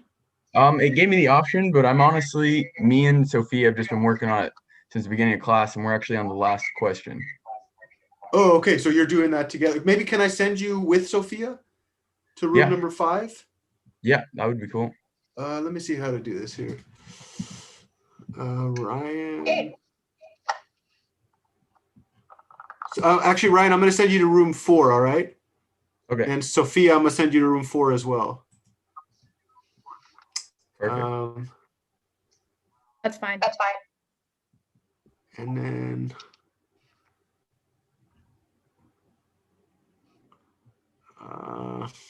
this is hard. This whole breakout room thing is fucking not easy. Let me move you back. How do you move someone back? From one room to another? Yeah. I think you highlight them. Well, I don't know if your option's the same as mine, but you go over the name and then it says move to on the right of it when you Yeah, have but once like, you but, cover it. but when I do that though, it doesn't allow me to get them back into the main room. Oh, that I don't know. Maybe I need to update my Zoom. That's one thing I could try. Yeah, I was like, I guess 2 or 3 versions behind main versions, and I had no idea. It didn't update me, let me know. So Bart, would you go into room 4 and kind of hang out with Jaden? yeah. Awesome. Just kind of work through it with him and talk with him about it. Yeah, sure. Awesome.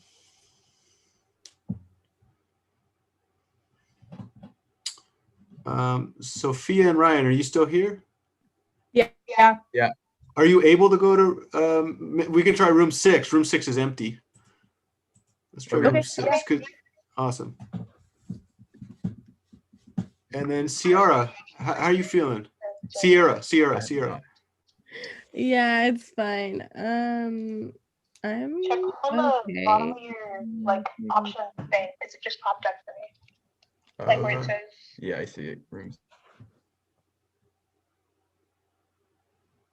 There you go. Hi. I'm good. I'm just trying to figure out the like output. Well, honestly, okay, I'm really confused now. So with business, period, do you know like any form of business? Do you know like what like how many like the math requirements? I have a meeting with Tracy today, but I just wanted to see if you knew anything too.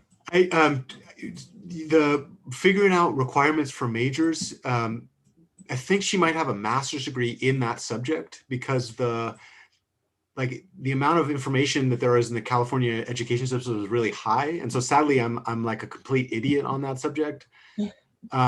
Because there's just so many different, like to answer your question, it's kind of school specific. So like if you wanted to major in business at UC Berkeley, the requirements for that business degree are going to be very, very different than if you want to major in business at San Jose State, for example, right? Oh, okay. Yeah, it's kind of crazy the level of like. Yeah, because I was looking at stuff and I was like, what the heck? Like this is hard. Yeah, and that's one of the reasons that I'm hoping that you can get. Tracy is really good at what she does, I think. Mm-hmm. And she'll have some great, depending on what your desired major is and, where you're thinking about transferring, like she'll have really, really good information, much better information on that subject than I will. Okay. But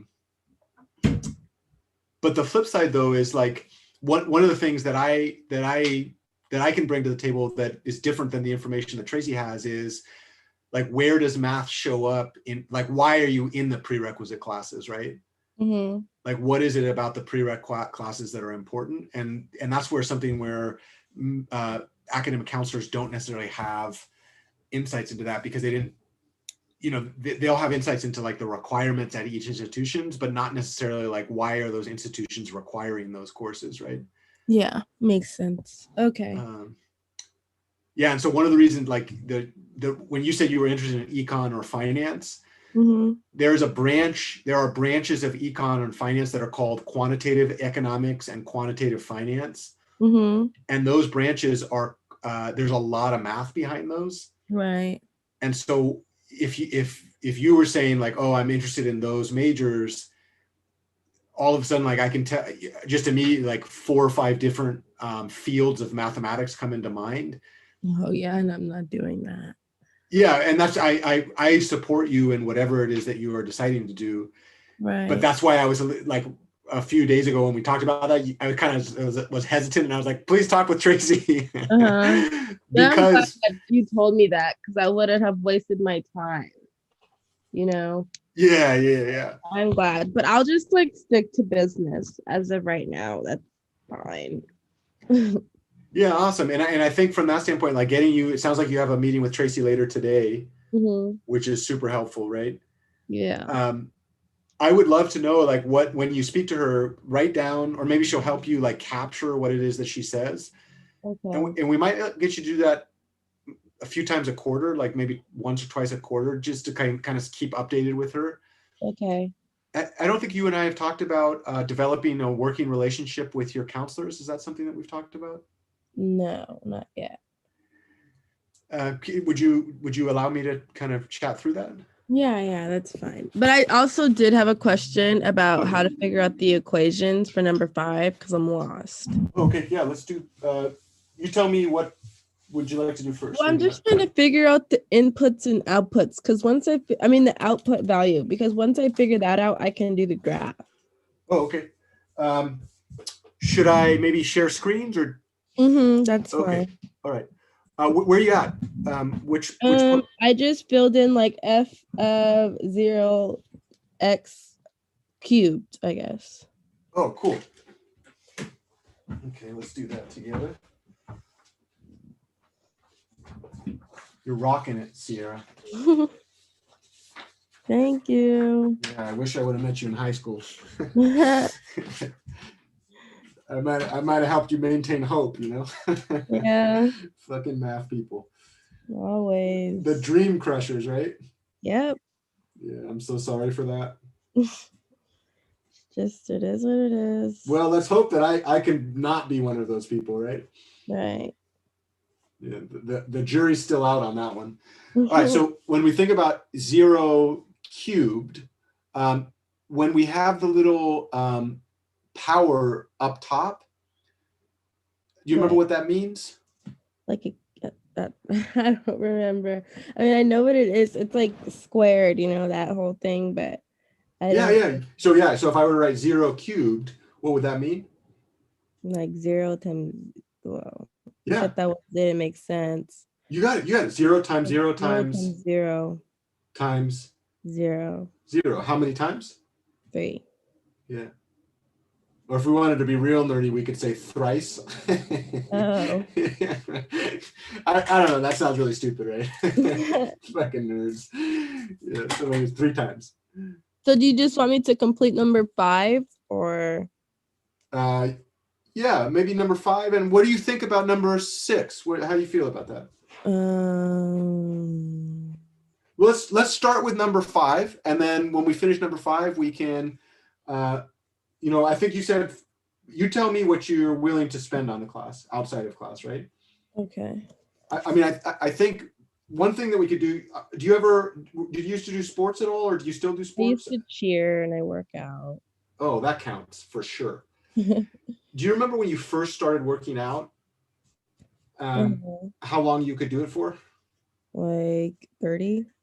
30 minutes. And then what happens like eventually? Like I keep doing it and then I get, my endurance builds up. Yeah, and so I would say I think maybe it's fair if we were to try to kind of model that in math. Okay. Like just start with something, maybe 30 minutes is a good start point. See how far you can get in 30 minutes. Okay. Sometime when you're comfortable. I would definitely take a break after class if you can. Some students like to power through, and I kind of leave that choice to you. Mm-hmm. Yeah, so if you can finish number 5 in class and by 30 minutes after class, then do that, and then we'll kind of track that, right? Okay. So I might say Sierra, and I'm getting that right now, right, Sierra? Mm-hmm. Yeah. It's so funny that yeah. Someday I'm gonna get every name the way that my students want me to pronounce it. That's really important to me. So Sierra, I like to say that powers count the number of times we multiply something. Mm-hmm. So in this case, when we say x cubed, we know that that's 0 times 0 times 0. You got it. So this would be 0, right? Right. And you were right, though. You were saying that there's this related concept, division by 0. Wait, okay. Hold on a second. Sorry to cut you off. It's all good. Go. So then what's everything else in the front? I just filled in at the top. I did -4, -3. I just said x minus -4 equals x cubed. Is that yeah, right? let's try that. Let's try -4. Let's try -4. So x equals -4. So everywhere I see an x, what am I going to substitute in? -4. You got it, baller. So that would be -4. And then I like to use these parentheses because I hate negatives. Right. Negatives always fuck me up. I mean, I like literally, they just mess with my mind, right? Mm-hmm. So what does -4 cubed mean? 4 times 4 times 4. Well, what is anything? Times You got 3. it. But is it positive or negative? Negative. Oh, okay. I think Negative, I so get I'm- it now. That makes so much more sense. Okay, I need All to right, and redo then- this, but I think I get it. So -4 times -4? 16. Look at you. Damn, you got hella good number sense. Yeah, so what you just said is that when I take, do you remember that little box that we did? Uh-huh. I forget which one was which. Negative times a negative is a Positive. positive. When a bad thing happens to a bad person, there's a part of my heart that smiles. It's not the part of my heart that I like, but positive times a positive? Positive. Positive. Positive times a negative? Negative. Negative times a positive? Negative. Baller. No, positive. Oh, yeah. That No, makes you got it. Yeah, when a bad thing happens to a good person, that's a bad thing, right? Mhm. And when a good thing happens to a bad person, that's also a bad thing. Right. All right, so we got 16 times -4. So positive times a negative becomes a Positive. positive times a negative becomes a Negative. negative. And then 16 times 4. Oh, I need to multiply this because I do not know. You want to see this one? You want to see this cool trick?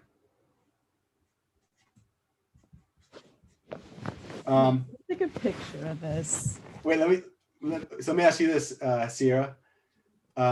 4 times 10. 40. Okay. And what about 4 times 6? Oh, 24. And then what's 24 plus 40? Oh, hold on a second. You good? You good?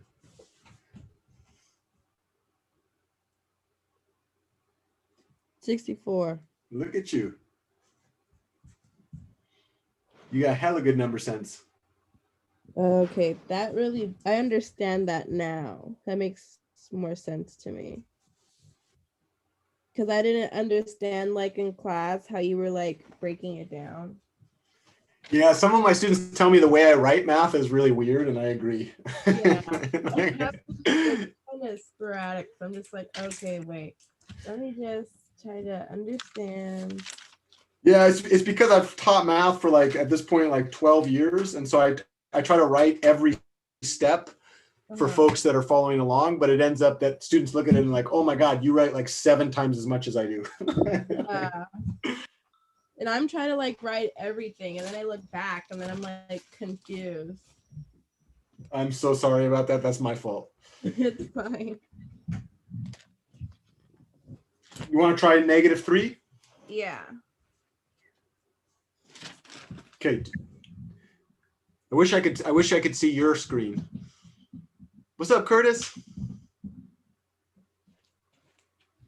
Yo, what's up? How's it going? Going decent. Decent? Decent. Are you tell me more about decent. What's up, Katrina? What's up, Sean? Curtis, keep going. Sorry. Getting it. I'm having trouble like plotting it, but okay, which one? Number. Hold on, let me get to it.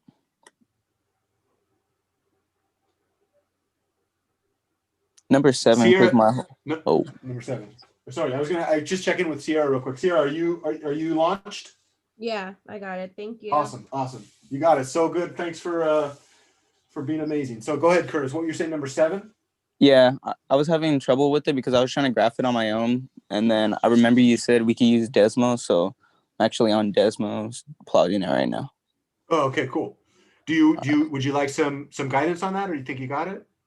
I think I got it. Appreciate it. Okay, baller. What up, Katrina? Hi. Hi. I just didn't know if, since it was getting close to the end of time, if we were all gonna come back to the main room or just stay in our breakout rooms. Probably. I think it's 12:15. No. Yes. I might maybe at like 12:10 or 12, somewhere around there. I might call folks back. But I'm also happy to answer any questions or kind of act as a support if you need it. Okay, yeah. Right now I'm just graphing number 9, and I'm Number also 9. using Desmos since it's all the fractions and all that stuff, so it's helping me graph them out. Awesome. Yeah, log is kind of crazy, right? Yeah. Do you want to see how to do that on your own without Desmos? Yeah, that works. Okay.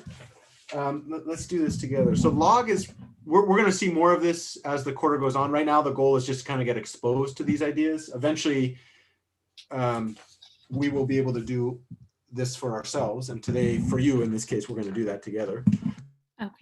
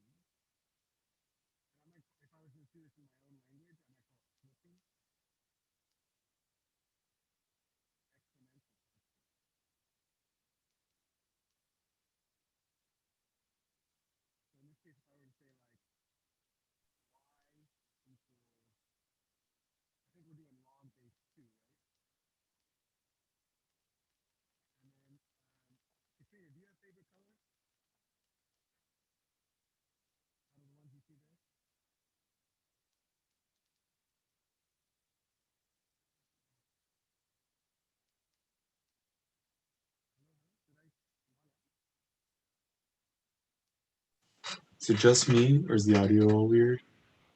Yeah, I can't hear anything. Oh, dude. Oh, Jeff, we missed all that. We missed that.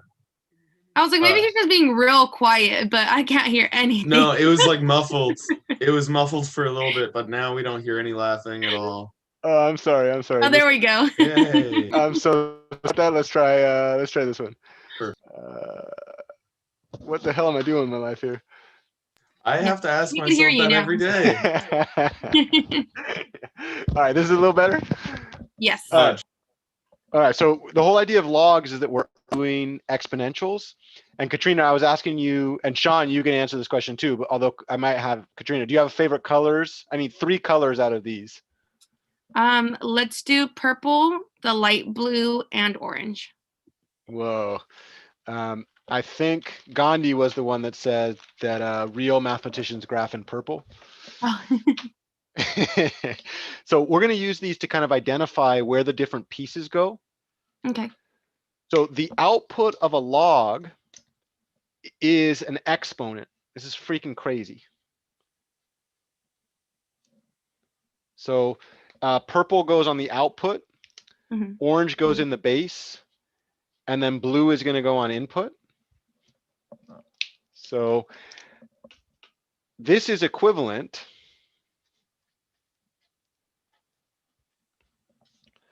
to the following exponent problem.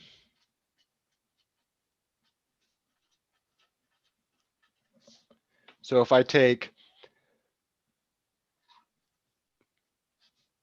and then let me have you color these for you.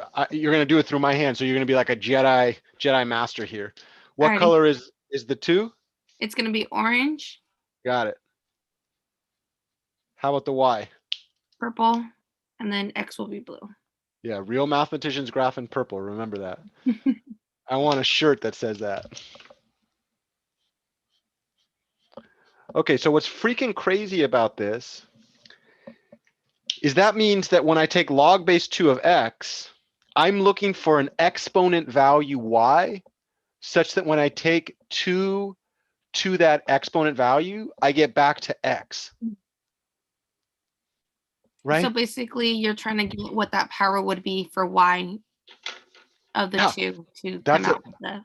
Yes, that is a very beautiful way to say that. Much more eloquent than I could say it. Could you say that again? So, let me see if I can capture what you just said because it was very eloquent. So basically what? Y would be used for the power of the base 2 to come out with the output of x, which would be also the input.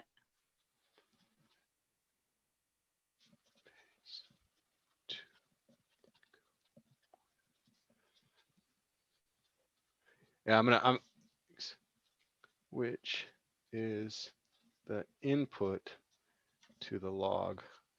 Yeah, I might say that when the base is constant and the exponent is unknown, I might call that an exponent. Exponent, okay. When the base is unknown and the thing in the superscript is known, I might call that a power. Okay, got it. And the reason is that mathematicians are silly people and they like to make things a lot harder. And I go into this in a lot of detail. That set of solutions took me way too long, but I think it's useful notation as we go forward. So when the base is constant and the exponent value or the superscript value is unknown, we'll call that an exponent. Okay. When the base is unknown and the exponent is constant, we'll call that a power. Can you say that back to me? Yes, when the base is unknown, we would call it an exponent, and when the base is known, it's a power. Or did I do that backwards? Backwards. Okay. When the base is unknown, it is an exponent, and when the base is known, it's considered a power. Wait, did I just do that same way? Yeah, flip it. You're doing so good. When the base is unknown, it is a power, and when the base is known, it is an exponent. You're doing such a good job, Katrina. I was like, this all sounds the same every time I say it. Yeah.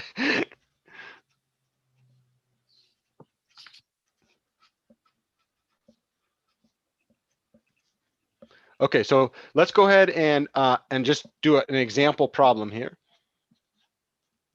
And what we'll do is we'll say, let's set y equal to log base 2, and we'll start with something a little bit less difficult, like the number 2 maybe. Okay. So when x is 2, sugar.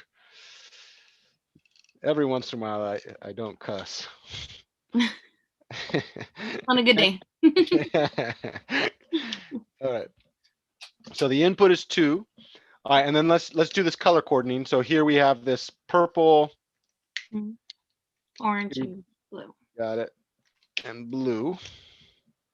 All right, so let's rewrite this as an exponent problem. So kind of help me out by using the guide that you did earlier. Yeah, so it's going to be base of 2. Yep. To the exponent of y is equal to 2. 2. Okay, so now the question that we're asking ourselves is, what number y do we have to raise the base 2 to to get the number 2 out? 1. Guess what you just did? Log. You just said log base 2 of 2 is 1. Mm-hmm. Well, I'm really impressed with that. You don't seem that impressed with that, but I'm fucking impressed with that. You're like, yeah, I do that in my sleep. That's what you're trying to say, huh? You're like, yeah, I'm pretty much born this way, no? No. Just know that it's written out in that format. Because usually when you see log and you don't have it like a refresher, you're like, log, like, how do I do that again? But then when it's transformed back into like how you did it right now of the equation, then it kind of just triggers a lot faster because then you see it as a more common. Yep. This is what you just said is a very, very deep fact of mathematical inquiry, which is notation is confusing until we do work to make it simple. Yeah. Yeah. And mathematicians like to feel very, very smart when they use confusing notation, but in reality, they're not that smart, right? Except you. You are very smart, but mathematicians are dream crushers, right? Should we do another one? Yeah. So what you just said is log base 2 of 2 is 1 because 2 to the 1 is 2. Maybe should we try the number 32? Sure. Okay, so let's try the input 32. Is Sean, are you still with us? Yeah, I'm hanging out. What's up? Oh, I was gonna have you kind of help us here. Sure, log base 2 of 32. I'm gonna get called spam. So it's probably like what? Is it 8? Try again. Okay, you're in. You're a little faster than old Anderson. Remember, I always say my students are like 17 times faster than me. You ever seen that movie It Follows? No. Okay, don't watch it. It's scary. It's very, very scary. Yeah. I've heard of it. Yeah, there's this like monster that like is very slow but always gets to the victim. And They that's like me. sit down. That's me in math. Like I'm super slow, but I always get to my answer. You know, like Yeah. so my students like rag on me all the time. They're like, "God, you are the slowest mathematician I've ever met," and I'm like, "That is true." And I'm also not dead yet. You know, like- Counts for something, that's for sure. Yeah. Okay, so kind of work with me here. What's the corresponding exponent notation? It would be 2 to the power of what equals 32. Damn. I really like the way you said that. And 2. I think it's 5. Okay, it's 5. I had to think about it. Then look at my answer sheet. Can I give you a hint on how I might do that? Yeah. Just divide 32 by 2 as many times as you can. Oh yeah. Until we get back to 1. So maybe let's just try it. So I'm No, gonna do a little side note continually. here. We can just keep doing it. So 32. Let's divide 32 by 2. What's that? 16. 16. Let's divide 8. 16 by 2. What's that? 8. 4. 2. Oh, you're so fast. You gotta slow down for old man. Sean, you're supposed to say. There it is. supposed to say, Boom. We got Jeff, 5 2s. You're not so old. That's what you're supposed to say right now. You're slaying it at the teacher game. No, Sean, say you're not old. You're not old. I'm not young either, then. Fuck. Age is but a number, and numbers are. Oh, God, it hurts. It hurts. Stop. Yeah, guess what you just did? Solved the problem for Yeah, 5. you just did a log. Yeah, so what you said is that log base 2 of 32 is 5. You want to try one more? And then I'll bring folks back with me. Or you think you got it? I think I'm ready to move on to different base notation. Like just whoa. You know? Like what is a natural log maybe? Well, I'm not ready for that, brother. We'll get there, but not yet. Natural log base is E, so it's the number E. I'm not sure if we do that in this class. That one's an interesting one. Okay. It's a great question though. ln is log base E, and then E is 2.7 something? Yeah, 2.71816, something like that. So, sure, some crazy Einstein tattooed that on themselves. I am not an Einstein, but if I got tattoos, that would definitely be somewhere on my body. Whole bunch of cheat sheets of charts of equations. I would just have, yeah. And then my teachers could never be like, oh, you can't use this on your test, right? Because I'm like, I'm never going to forget this. I had a guy that grew up in, when I used to teach at UC Davis, he grew up in East Oakland, and he was Stuart Jollymore was his name. And he had a tat of the fundamental theorem of calculus on his arm. And he came into my test and he's like, can I use this? And I was like, hell yeah, you can use that. Like, you're never going to get that, man. Yeah. No, you have to cover it up. Yeah, so the point of that is if you ever get math formulas tattooed on your arm, you can always use that in my class. But the truth is you could use anything in my class because I'm really against the idea that like time tests measure anything useful. Amen. So don't feel like you have to get tattooed to use stuff. I might bring folks back just to kind of close today's session. And then we'll kind of launch from there. So did you get your question answered, Katrina? Yes, I did. Awesome. Thank you. Nice work. I love the way you're working hard. I can tell that you're going to thrive in this class. As soon as I stop sucking as a teacher, you know? Yeah. It's funny because it's true. You're doing a good job. Yeah, I really, yeah, someday I'm going to have all my stuff done and then it's going to be really exciting. Because you're going to get to retire. I hear. Once it's all done, you finally get to retire. Yeah, that is really true. Jesus, that's true. All right, hi y'all. I'm not sure if folks are still, I think some folks are still there.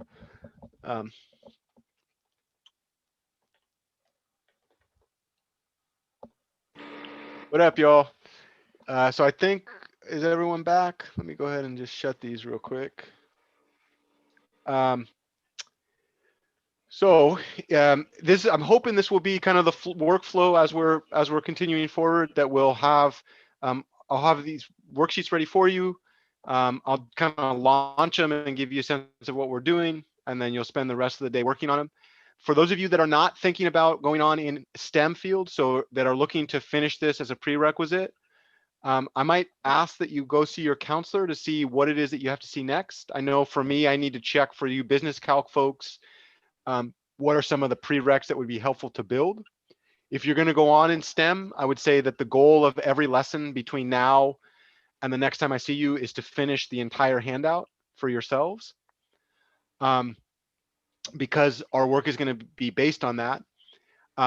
From now on, I will do my best to post, well, and just in general, I'll do my best to post all of the resources for each day on our course homepage. So today is lesson 3. These are the handouts, both PDF and DOCX. The material for this lesson is in a free textbook, an open source textbook that I want to say thank you so much for Art for pointing this out. So the stuff that we're working on is really section 1.2 in case you wanted to follow along at home. Some of my students really want some practice problems to work on. So at the end of each exercise, there's a list of exercises. In the end of each sample, I'm sorry, there's a list of exercises. I'm going to work with Art to see if we can get a subset of these that might be helpful for you. And then we can make a list, and all of the ones that are highlighted, I think they're odd numbered problems, those have answers to them. Yeah, I suppose the last thing that I'll say is that you may be interested in saving your work. So what you're going to submit to me is like a PDF copy that Andres was so nice to show how to use an iPhone to get, right? You take pictures and then you submit the pictures. But my hope is that these resources carry through not only in Math 48A, but if you go on in Math 48B, even Math 48C. So in my situation, the way that I do this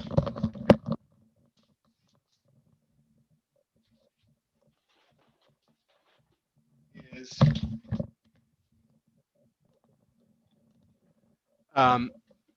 whoa, that's weird. I think I broke my computer. At the end of every single one of these things, I just put them in a binder in reverse order so that I can find them at any point, right? I don't know, maybe some of you don't have binders, but I would highly encourage you as you're solving these problems to like get your solutions, put them together, and then put them in a special place in your home so that you can find them. You'll notice that today I was asking you all some questions, and I think some of you went back to your previous answers. And so my hope is that you're actually creating like your own handwritten notes that will serve to augment your memory on a daily basis. Let me shut up and answer any last questions, and then we'll close today's class. And I'll be around probably till around 1 today. I probably should take a break for lunch. I didn't eat lunch last week, which was a problem.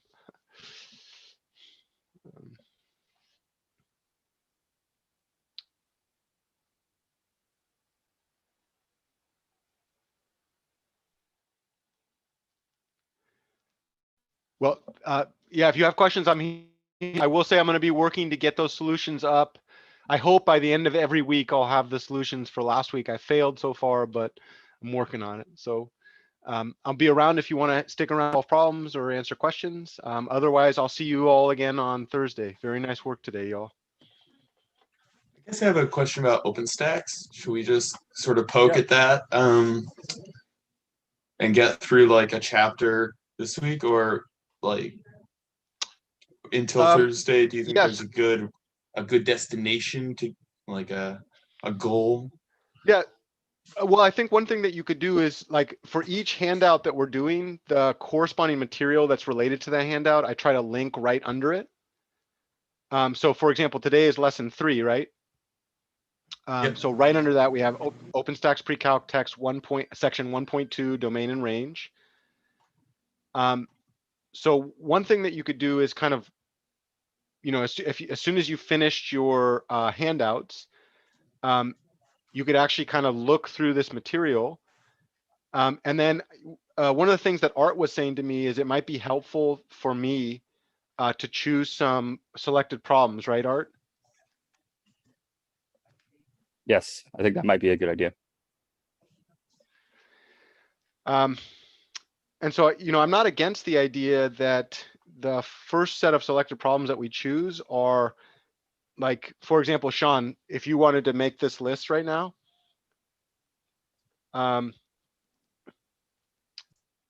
like example 2 is a really good one here.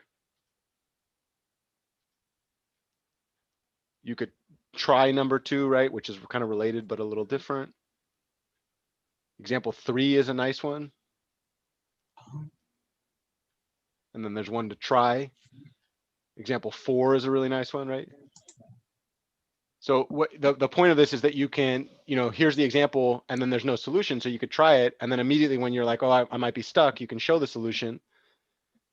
And then if you wanted some extra help, you could go down to try it, right? I dig it. Cool. Yeah. And then, you know, one of the things that I hoped, I need a little bit of help with this because this is brand new to me. Normally, if you were to be in my class, I have a lot of resources that I make to help you, but like this quarter, because I'm teaching brand new and it's in virtual format.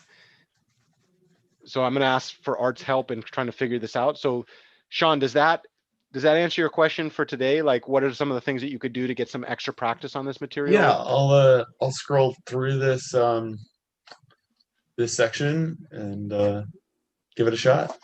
Get to the more complicated thingies. Yeah, I might focus on from today till Thursday. I might focus on the ones that look like graphing. I'm not as interested in this moment for like these application-based ones. If you feel that you have a ton of extra time and you wanted to look at them, you're welcome to do that. But like I would probably focus, like, do you see that this is directly related to the stuff that we've done in class? Yeah. Yeah, and so I would kind of focus on the stuff that we're doing in class as a good place to start. So like this one we just did today, right? 1 over x.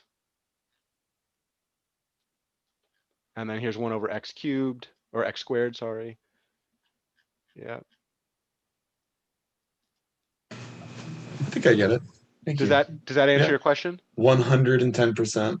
Okay. Keep giving me feedback. My hope is that I can help you get the resources you feel you need to make this class valuable. Will do. Awesome. Hey Jeff, my record I cut out during the Zoom, so I missed some of your lecture. How do I get this live stream, or how do I watch it after class? Or yeah, let me go ahead and put that. So I can do 2 things here for you. Let me put it in the chat, and then Gotcha. Andres, are you on a computer? Oh, you got it already? Yeah, I'm on a laptop. Yeah. Are you able to share your screen? Yeah, I can. I see your YouTube video, but yeah, you want me to share my screen? Yeah, real quick. I want to see because I'm curious to know if what I did earlier worked. Would you mind? As you share your screen, would you mind going to? I think I fucked up here. Would you mind going to our course homepage? Yeah, let me do it. Hold on. It's asking me. It's not letting me share my screen. That might be on my side. What the monkey? There we go. And it doesn't just have to be Andres. If somebody wanted to do this with him, my hope is that I've updated this. Yeah, you know what? I updated my computer yesterday. It's not letting me share it. Let me try to figure this out. Okay, Curtis, are you here? Yeah, I'm here. Are you on a computer right now, Curtis? Yeah, Are yeah. you able to share your screen? Awesome. I'm actually on my phone from my phone. Okay, but you can you share your phone screen? I always forget about that. Yeah, I can share my phone screen. What's exactly that you need to see? I want to see if the link on the 48A homepage to today's live stream is working. Okay. Yeah, give me 1 second.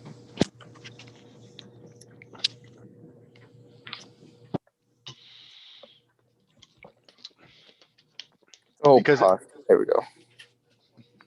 Let me share my screen. Awesome.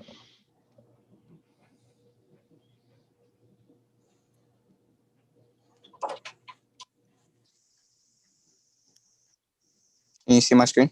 Yeah, cool. For sure. Oh no, did you get injured? My pinky? Yeah. Yeah, I jammed it at football. Oh, I'm so sorry to hear that. It's all good. It's just a long ass process for it to go back. Yeah, I broke my finger multiple times. Jeez. Yeah. So let's go down to 48A. So if you go down to the yeah, there we go. Pre-class. Yeah, there you go. And then can you scroll down to the lesson 3 and then click on the lesson 3 playlist right there?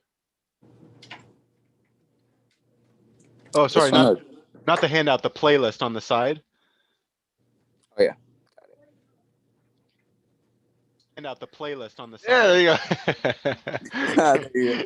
Yeah, crazy, right? Yeah. Look, it's gonna be a loop, dude. It's gonna. That's crazy. Yeah, crazy, right? There you go. It's gonna be a loop. Dude. All right, it's gonna go like over. Yeah, there you go. There you go. So, Andres, are you still here? Yeah, perfect. I saw that. Awesome. I'm gonna do my best to get those uploaded on a daily basis. So at the start of class, I'll send the YouTube link, and then hopefully sometime during class, I'll actually embed that link on our homepage so that you have instant access to all of the day's recorded material. Sweet. Yeah, that was just my question. I want to be able to I want to make sure I can go back and check everything we did. Awesome. Yeah, I'm not, my students have told me that it's useful to have a recorded version of what we do. And so I'm really trying hard to satisfy that request. Anybody here for some math, you know, how to get, one of the things that I'm really hoping for is to encourage you all to thrive in future math classes. In my class, if you can stay engaged, you're going to pass this class. You know, if you go, there's a part of me that wants to actually have everybody pass no matter what, because of the pandemic and because I don't want to have any of my students suffer because I suck at teaching this at this moment. But I also do expect that you all like stay engaged, come to class, submit your assignments, etc. But the flip side is that I recognize that many of you may be going on to science and math classes in your near future. And it is my experience that in most of my math classes, my teachers expose me to what I would call really brutal learning practices.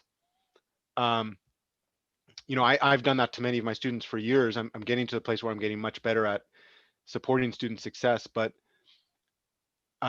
one thing that I would love to do with you is to support learning math skills. Like, what does it mean to study math? And then also, what does it mean to navigate a system where you're doing timed exams and all that stuff? I would love to go into some of those ideas today, but I also don't want to monopolize the time if some of you are here for like specific questions or concerns.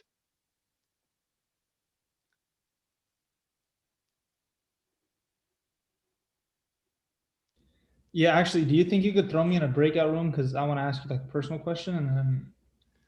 Yeah, oh, definitely. We can chat. Let me, before we do that, maybe can I get a sense? Jasmine, I know we have to chat for sure, right? To check in. Yeah. Okay, so I know I need a one-on-one with Jasmine and also with Andres.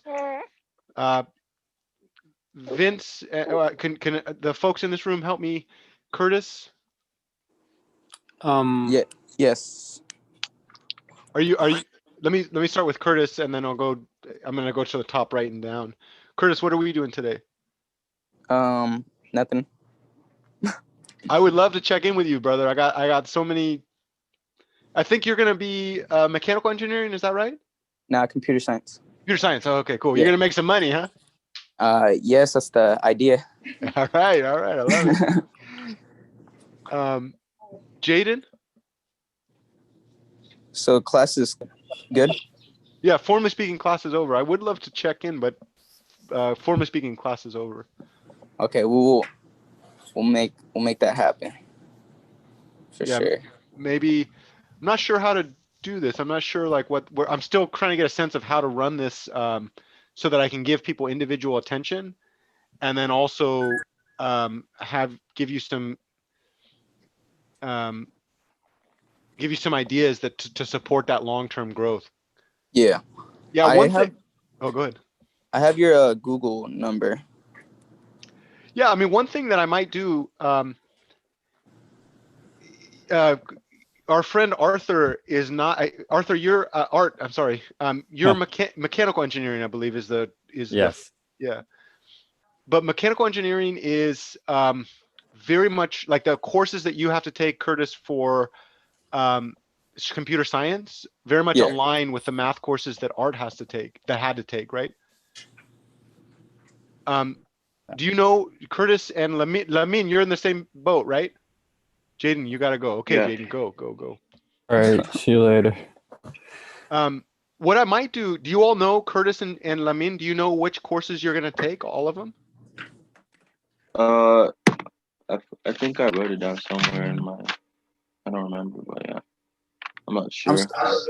I'm still trying to figure out my whole transfer process. So I don't know all the courses off the back, but when I look in Degree, there's some place you can go and like put in your degree your major, and then they show you what classes you have.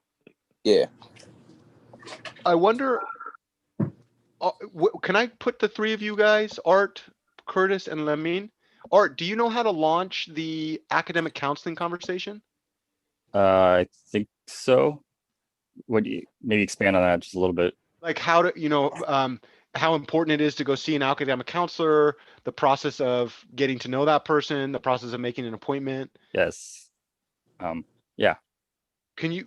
So one thing that maybe the three of you all can connect right now, it would be really cool if we could get them access to that website so that they can set that up. And then also to make an actual appointment with, I think you all are with Tracy, right? Yeah. Yes. Do you all think I'm going to send Art has a lot of wisdom, like just a ton of wisdom about, like he's finished, I think every single math classes basically that we offer at Foothill College, which is the same thing you guys are going to do eventually, right? And so I'd love it if we could get you to each of you to make an appointment with Tracy. Okay. Do you think, could you do that maybe by next week? You don't have to see her by next week, but just make the appointment. Yeah, for sure. That'd be lovely. Lamin as well? Yeah. Maybe what I might ask is if you guys would be willing to report back to me when your appointment is with her. And for now, Art, can I get you to go to one of those breakout rooms and kind of work through the assist.org so that. Yeah. Yeah. So I'm going to I can do open that. Maybe room 2 looks like it's a good one. Just real quick. So Vincent I was going to work with Vincent on a question about logs, but maybe he can bring that up to you and you can kind of run him through that. Yeah, I do. I would love to give Vincent the support that he needs for that. So maybe Curtis and Art and Lamin, if you guys go to room 2, let me send you to room 2, and you're going to get assist.org set up, and then also like just a chat about what the next classes are. And then Vincent, let me ask real quick, Andres, Jasmine, and Vincent, do any of you have immediate time constraints where you need to leave at this moment? No, I have someone covering right now. So Okay, so you're at work right now. Jasmine, I know you got Aries probably on your close to you, right? Yeah. You're such a baller. And then Andres, how you doing? I'm all good. Whenever you have time, I have time. Okay. Is it okay if I work with Jasmine real quick and then come back? She has a 3-month-old son, and she's dealing with all that goes along with that. And I'd love to give her every bit of support that we can give her at this Yeah, moment. of course. That's fine. You can send me into a breakout room if you'd like, or whatever's easiest. I can actually head it to maybe Andres and or Vincent. Can I have you lock down the main room? Because if you leave, the YouTube stream shuts down. So I need somebody in this main room. Yeah, I can sit here. I can stay here. I'm still doing that work, so I can just stay right here. Awesome. Wait, Let can I me. join a room? Yeah. Can I have you join room 2? Oh yeah, I can do that. Okay. Let me have you join room 2. And then Vincent and Andres, I'm gonna come back in just a minute. In a few minutes. Yeah, it's all good. All right. Vincent, is that okay? but fine by me. Yeah. Okay. I'll be back in a few minutes. Jasmine, let's go to room 3, Jasmine. Okay. All right. As soon as I see you in room 3, I'll join you.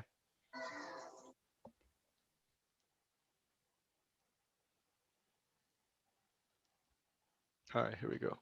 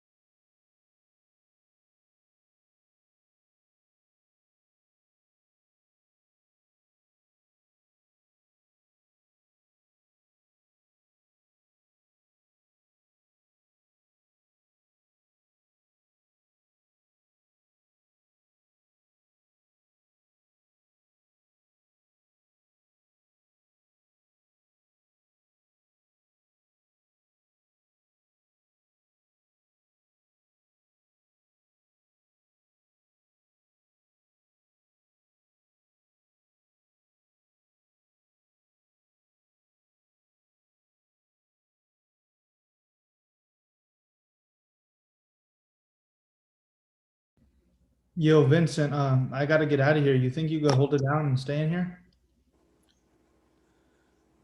Yeah. Cool. Yeah. Thank-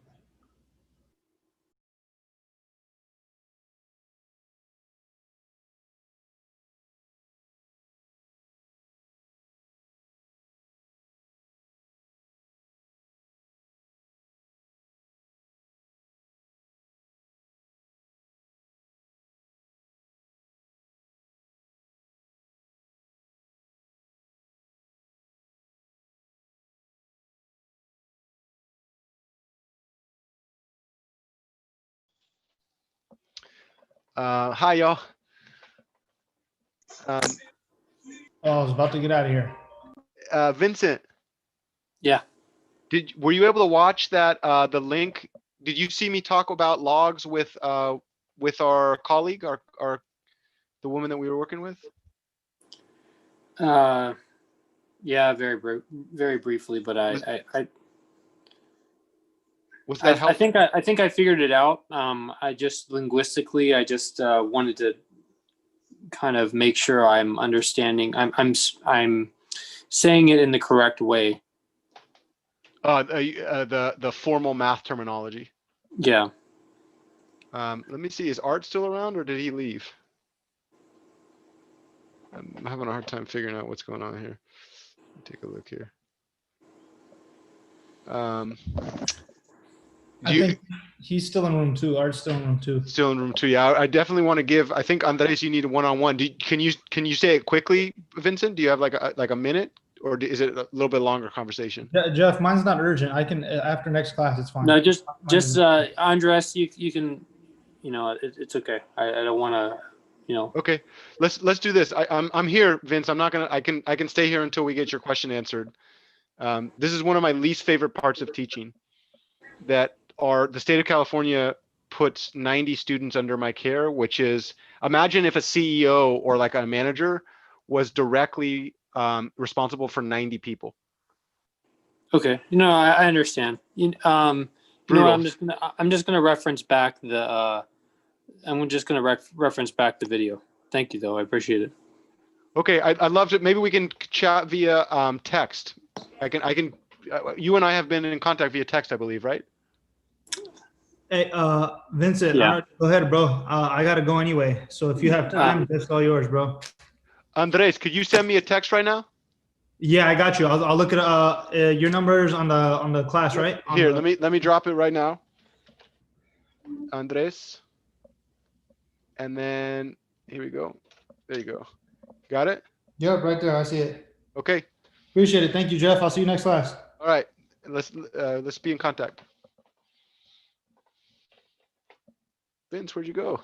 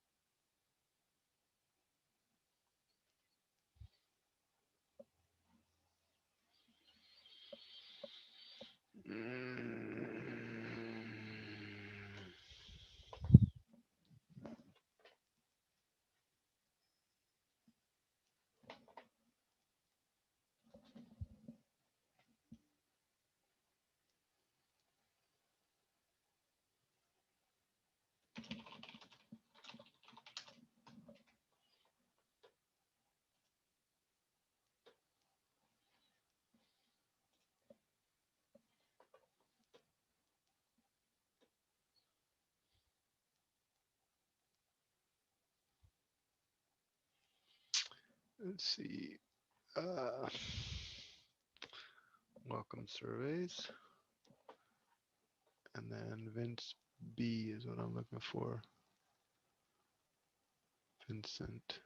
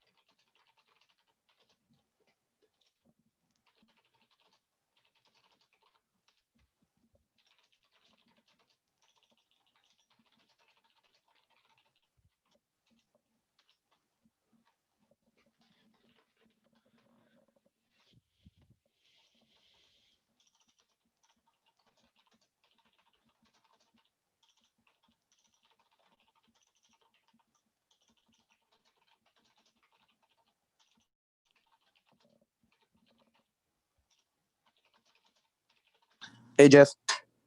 Hey, what's up, Curtis? Hey, Arc just gave me the website, so I have it now. I'm gonna look through it in the school that I want to and see the requirements I need. Awesome. Can I ask also that you make that appointment with Tracy? I can also hit her up if you'd like. If you give me permission, I can tell her that you might be in contact with her, because she has that. There's a lot of information in transferring. Yeah. Can I hit her up and just tell her that you're? I give you permission.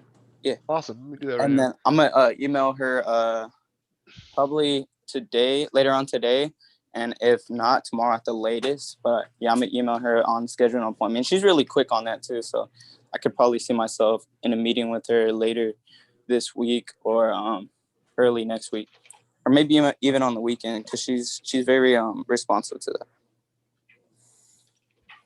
But then after awesome. After that meeting, you want me to hit you up before I had the meeting or after the meeting? Let's do both. Right when you have it, just text me as soon as you have confirmed that you have a meeting with her, and just be like, hey, Jeff, I have a meeting with Tracy, and then we can follow up after that, just to kind of check in about, what you learned in that meeting. I think that one of the major questions that I would have is just, if we look at your academic calendar and academic schedule for the next few years, like what are the math classes? How does that all work? Yeah. Because one thing, math is like athletics in that way. That I think you said you were a receiver, right? Yes. So like I would ask, like on a given day or on a given week, there's the time that you spend on the court, on the field, right? That you're actually like practicing catching and running and drills and all that. Yeah.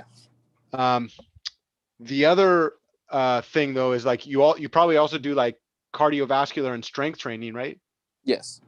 And so it's not, and so like that, working out, like that's not necessarily stuff that's directly related to your position as receiver, but it's stuff that you do to support that, right? Yeah. And the same thing's true. I believe the same thing's true in math. One of the things that's really fucking brutal about our math system is that math teachers do a lot of stuff that I think is really detrimental in the classroom. Yeah.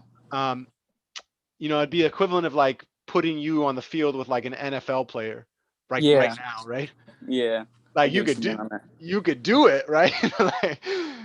But there's a lot of stuff that he might know opposed to me. Yeah, right. Like, and so exactly, right? Like, and so if we're gonna put you on that field, the more information and the more training we can get you, the less painful that experience is going to be, especially if he's going to hit like he hits his colleagues, right? Yeah. And so one of the things that I think a lot about, or that I want to think a lot about with your permission as a team, right, is if I earn your trust, I hope that I can work with you in 48A and 48B. Yeah. And to be honest with you, I would like to get you a gift, like you and Lamin and any of our other Umoja brothers and sisters who are thinking about going on in math. Yeah. I could send it to your house. I'm so happy to. Let me see if I have it real quick. This book, like I'll straight up pay for it and send it to you. This guy it's pretty crazy. Like, this guy, you know how some people like work out in their free time? Yeah. And some people like watch movies, or they just have hobbies, right? Yeah. That guy's hobby was to write books on problem solving. Ooh. And just different ways of how to solve it. Yeah, like literally approaches to problem solving that allow you to solve basically any problem. And the interesting, like I have my PhD in math, right? So I finished my bachelor's degree, then I did a master's degree, then I did a doctorate degree in math. And one of the things I like to say is this book got me my PhD. It's not quite that easy, because this guy, not only did he write this book, but he wrote this right here is 2 books. And then he has another one. So he has 5 books on the subject. And I actually read significant portions on all 5. And so it's not true that like just this book got me my PhD. Yeah. But I will say that, like, this book is like NCAA. Oh yeah. And then this book is like NFL, right? Yeah. And so like, and you know, after I finished this one, I went to the other one, and you know, that's like a 10-year veteran, right? Like, Yeah. And so like one of the things that I've thought a lot about, you know, if we think about when in my class, we're going to do a lot of training. Like we're going to get you to a place where you're like growing. What I worry a lot about is, so I tend to be like, so think about like an NFL player who's a coach. Yeah. Right? Like it actually understands what it means to coach somebody, because there's a difference between just somebody that's a professional player and somebody that's a professional coach, right? Yeah. There's huge difference. Yeah, and most math teachers are professional players.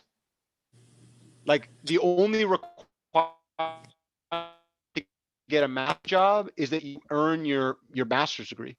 Like you don't actually have to be serious about coaching. Yeah.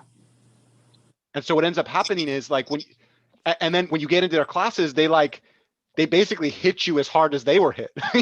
Yeah. And like it's fucking brutal, right? It is brutal. Yeah, and so like one of the things that I really want to help, not help with, but I just like, I have so much emotional and psychological trauma from my math classes because of that experience, because you had these professional, you know, NFL players who took a novice, which was me, and fucking hit me as hard as they could hit me. Wow. Every time. Every fucking time. Like literally every single time I caught the ball, they would fucking like, you know, imagine, what's the guy's name? Richard Sherman. Yeah. Good player, right? Good player. But that motherfucker can hit. He can hit. So imagine me right now, like on the field, and every time I catch the ball, he goes 100%, 110%, right? And then every time I'm like fucking struggling to get up, he fucking starts talking shit like he did when they were in the Super Bowl with the Niners, right? Like, yeah. Yeah. And so the thing the reason I'm talking about this book is because this is equivalent to cardiovascular strength training and also private, you know, getting a coaching team around you that as you get hit, you know, this is pre-hit. In my class, I'm going to do everything. I'm going to coach you. I'm actually going to like provide the type of mentorship that I think is necessary. But when you leave my class, you're going to get dropped into these fucking brutal environments. And what I'm hoping is that you know, as a team, we can start developing, you know, your fucking muscles, so that as Richard Sherman comes to hit you, you'll feel it for sure. There's no way you're not going to feel it. Yeah. But you'll have a little bit of a shield, right? Yeah. So you teach math 48B?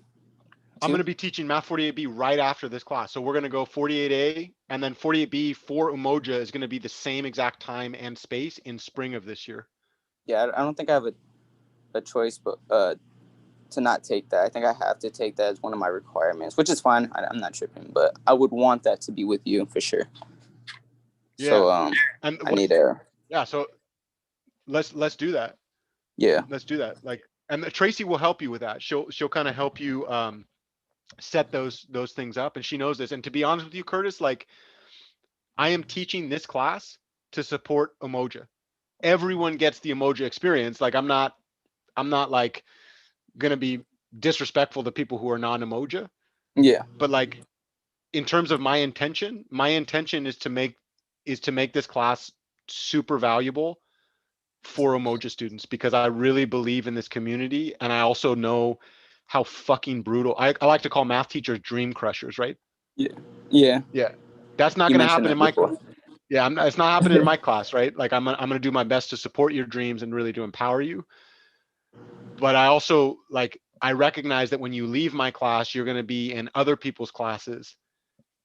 And one of the things that I really want to do as a team, you know, as a community, is get that padding on and then start doing some fitness work so that you're ready for those experiences, right? So you have some protection against the pain.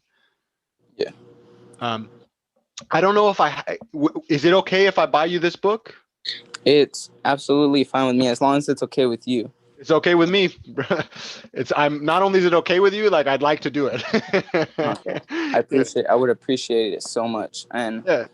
Thank you.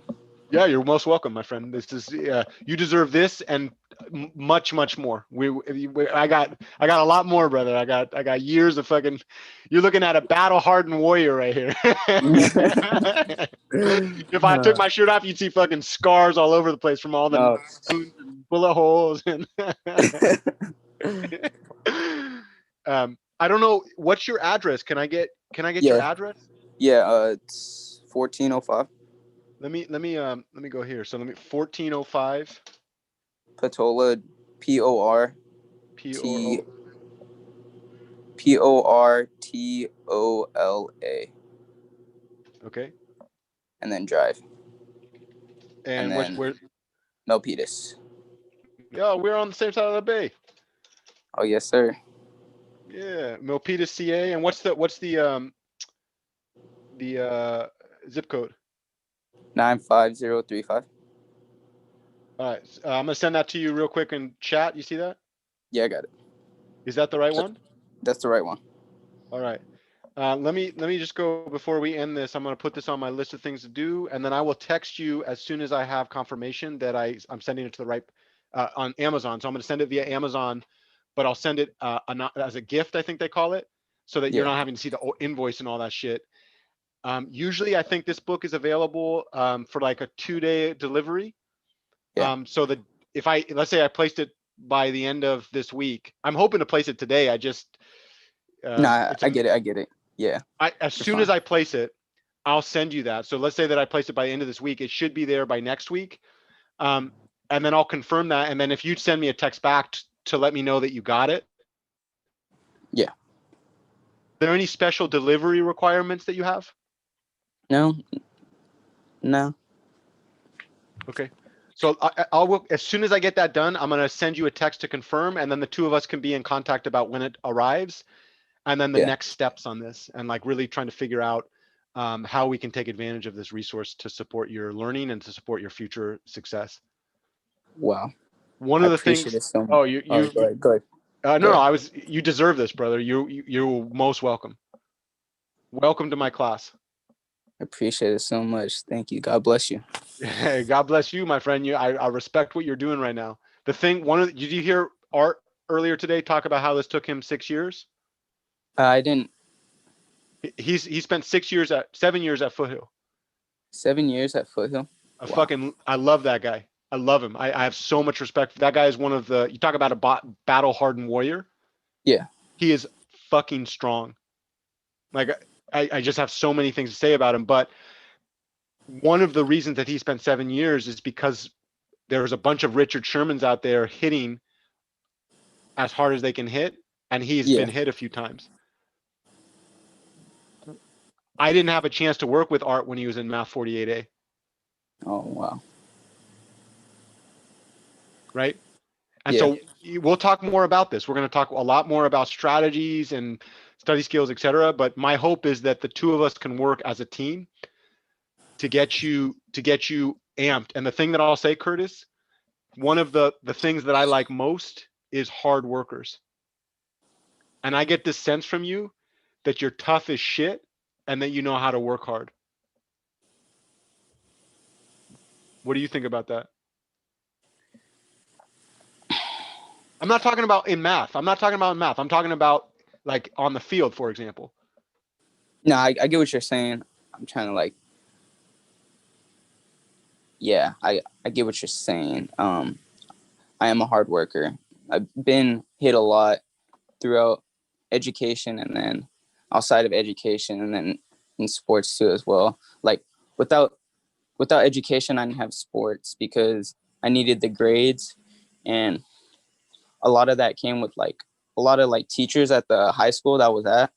None of them really like were like engaged with the students. They were kind of just more like on the lesson and then how they taught. And even if it like didn't make sense, they would still just follow through it. Like they would help out the students that asked questions, but even still wouldn't make a sense. And I think that's on a lot of the students. And for me, as example, like if I didn't get something, like me as a student, I'm supposed to go to the teacher and ask questions, but a lot of that didn't happen because, well, if you feel like you weren't going to get that same, like, attention, yeah, not attention. Like they were giving attention. I mean, like they did like allow students to come in after class during lunch, that and that. But I just feel like if you weren't gonna get like, well, with the teachers that I had, they just fucking sucked, flat out sucked. And but they were good on like certain lessons. It was just the more complicated lessons, and then you just kind of just went through it. Well, in high school, you kind of have no choice, and then you learn a lesson throughout the week, and then you take a test on Friday, and it was a lot of that. And I just feel like I didn't have a lot of like tutoring involved, even though I kind of did on the side. I just feel like it didn't like stick with me, and I was kind of like just learning the information just to get the test out the way. And I feel like that like fucked me over going over to college, because now I gotta like relearn all this information again, and then I have to like put those like missing puzzle pieces in place, and that's like complicated as shit. But I'm learning more and more each day I come into this class. So I really respect your effort. And one of the things that I guess, you ever seen that clip of Will Smith talking about treadmills? It's from a movie. What movie is it? I don't know if it's Is it a movie? I don't know, to be honest with you. I thought it was just him talking, but it could be. Treadmill conversation. Sounds familiar. It's kind of cool. He's basically saying like, I'm not afraid to die on a treadmill. I will not be outworked. You may have more talent than me. You may be smarter than me. You might be sexier than me. But if we get on a treadmill together, there's two things. You're getting off first, or I'm going to die. It's really that simple. Wow. So I call that, in my life, I call that the scrapper mentality. Yeah. Or I also call it the blue collar mindset, or the blue collar work ethic. Yeah. And I'm not claiming like it's hard to develop that in the context of academic studies. Yeah. And so that's going to be something we work up to, but it's going to be something that I center. A lot of my math teachers centered right answers. They're like, you're good at math when you get stuff right. You ever have that? Yeah. Yeah. I think that's bullshit. That is. Yes. Yeah. I think that you're good at math. Well, what I'm going to help coach, what I'm going to say, I think you're good at math already. Period. I think you're already good at math. I think I have a lot to learn in math. I think hopefully you have a lot to learn in math. Hopefully we can expand that together, right? Yeah. But like, I think that we grow when we can bring that type of mindset on a daily basis into our academic studies, and specifically in math or STEM, it becomes ultra important. And so I always like to say strategic deep work, or strategic hard work. So not only are you going to work fucking hard like that like he's talking about, but also we're going to do it in strategic ways, in ways that are designed to help you navigate a system that can be brutal. Yeah. So I'll stop there today. I'm going to get you that book, and we'll start kind of working together. And the last thing I'll say is, do you remember when you were first playing football? Yes. How long could you stay on the field and not get tired for? Probably All right, Jeff. Hey, Lamin, could you stick around for a bit? I'd like to get your or could you text me your address, Lamin? Yeah. Totally. In either the chat on Zoom, or even to my text. Could you text me I want to send you something. I have something to send you. All right. Do you want me to do on the phone number, like the messages? Or? Yeah, that sounds great. If you can send me that, so I'm going to send you something via package. So I'm going to send you something in the mail, Lamin. And so I need an address where I can send it to. What is it? It's this. Oh, how to solve it? You have, yeah. Do you have Curtis's text message? Curtis's. No, I don't think so. I don't think so. Can I get you guys to exchange numbers? Yeah, I'm gonna put mine in the chat right now. Because I want you. We're gonna not only we're gonna build. There we go. You got that, Lamin? Yeah, write it down. And then text him today. Be like, hey, what up, Curtis? Because you guys are gonna. I was telling Curtis I'm gonna be teaching this class in Math 48B, the next class in spring. So hopefully I can earn your trust and you stick on. And then both What do you you guys like to be called? Okay. What should I put as his name? Like, do I just put Curtis or? Like... Yeah, you can just put Curtis or CP. It does. All right. Good. All right. Hey, Jeff, I'm gonna head out. All right, Art. Thanks so much. Yeah. All right, then Art, catch me. Yeah, see you. So what do you want me to do? You could text Curtis and say, what up? This is Lam Tech or Lamin. Yeah. And then if you could text me, I'm gonna get. So I was just telling the reason I was gonna have you because Curtis and I just talked about this. This book is this book helped me get my PhD in math. Got it. I got your text. All right, bet. Awesome. And there's a lot in that book that I think is really useful, and so I want to give it as a gift to you and Curtis as you're thinking about navigating your next few math classes. And we're going to work as a team. So basically, what I was telling Curtis is, math teachers can. Let me finish with Curtis. So, do you have a few minutes, Lamin? Just like maybe 4 or 5 minutes? Oh yeah, I'm fine. Okay, let me finish. So Curtis, you remember we were saying like when you first got on the football field? Yeah, I would say probably. How long could you? Maybe a play or two. And how about That's now? Like I was on the field for the whole game. So what you're telling me is that you built capacity, right? Yes. So the same thing is true with that blue collar work ethic or that scrappers mentality that we just read about. Yeah. That's not gonna be something we turn on in a day. If we do it well, this is gonna last for the rest of your life, right? Like we're gonna build capacity. I'm still building my capacity. But like the thing is slow and steady, little by little, we're gonna turn that on. So if we can turn that on, that fucking like killer work ethic, and I know you bring that to the field because every athlete that's serious about what brings it to the field, right? Yes. Mentality. Yeah, and I know both of you guys have it. If you have it on the field, then you have it. Yes. Period. And so what we're gonna do is we're gonna combine that fucking work ethic, that like that willingness to like put in that effort with skills, strategic skills, like good coaching skills, right? Yes. On my coach, on your part, we're gonna work as a team to develop those, and that we combine those two. If we do strategic deep work or strategic hard work, the world is yours. It's like that. The world is yours, right? Yeah. Appreciate it so much, Jeff. Yeah. Oh, and straight up. And the other part of this, the other thing that I'm gonna really work towards with it, I want to build a community. I hope the two of you can build that community. You two are very special. You guys are thinking about getting your CS degrees and you're in the Umoja program. Yeah. You are very, very special. This system, I mean, you guys know this a lot better than I know this, I think. This system is fucking brutal, and it's particularly brutal for Black and brown folks, right? Yeah. Yes. That's not happening in my class.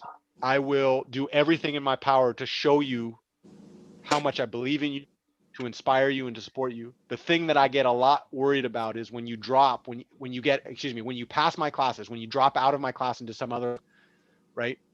Or in other words, when you graduate and you move on to bigger and better things than me, the teachers that you work with will likely not have equity, justice, and good coaching in mind when they're working with you.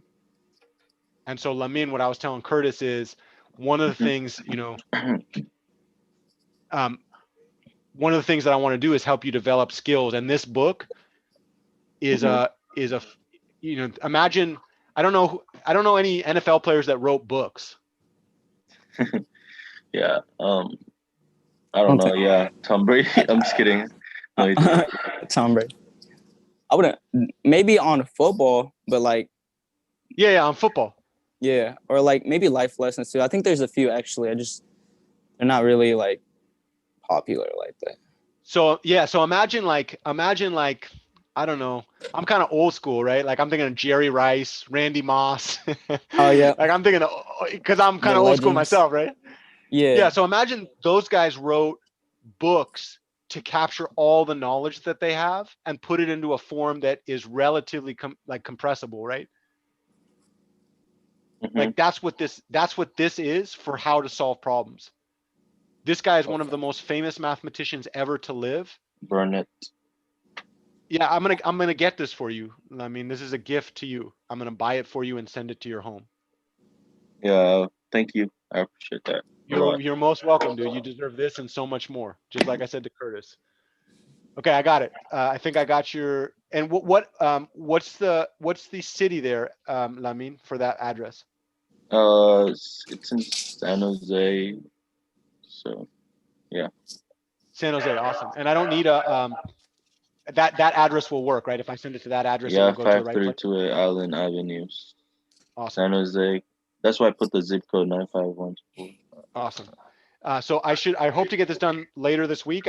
If possible, I'm going to get it done today, but life as a dad is a lot more interesting than life without kids. I know. Take care of your priorities first. Brutal. This is a huge priority for me. But so is keeping my kid alive. You said San Jose, right? Yeah. All right. So to be continued on this, guys. And then yeah, another thing, like be in contact with each other because we're going to survive this class together. And I also want you all to have a whole community. And straight up, guys, like I have so many things to share with you. I'm going to have, I cannot wait. I want to help make you guys money. I want to get you paid. I want to get you fucking scholarships. Like, you deserve all of this and more, period. Appreciate it so much. Yeah, I appreciate that. It's been. Yeah. This is the start of many, many things. All I ask is that you bring that same, work our way up to it. So I'm not expecting that you're able to do this for like 10 hours a day, but just bring, I don't know what you call that, your game mindset or your game face. What do you call that? Yeah, that's it. The swagger you bring it. Yeah, bring it. The energy. Yeah, whatever energy that you all expect of yourself in football. Yeah. If you bring that energy here, and this is hard. In the early stages, it's going to be hard, right? We got to fucking work up to that. Just bring that energy here. And if you can bring that energy, and even if you don't bring it, don't fucking worry. Just show up, right? Like just be yourselves and show up. But we're going to train you guys as mathletes, as mathematical athletes. Because that's what you are. You guys are fucking good at math. And if you got that energy, that's all you need. Mm-hmm. Sí se puede. Sí se puede. Yes, you can. You guys are hella good at math. You know that? You're hella good at math. And those teachers, any teachers you had that made you feel other words, they didn't know what they were doing. Or better, they were working in a system that's broken. It's a fact. Yep. Alrighty then, Jeff. I appreciate it so much. Hey, to be continued. I'll be texting you as soon as that's on the way, and then we're going to continue with our journey together. Thank you. Thank you. I appreciate that. Thank you. How today? What was that? Solid C. How'd I do today? Solid C? Right, you got an A. What you mean? The day I get an A is the day you graduate and you start making $100,000. That's the day. And if you, at that moment, if you're like, that guy helped, that's the day I get an A, right? All right, then you get a B plus. Yeah. For surely then. That's all right, right. then, Jeff, you have a good one. All right, guys. You too. All right, then, Lamin, you have a good one too. You too. See you. All right, then.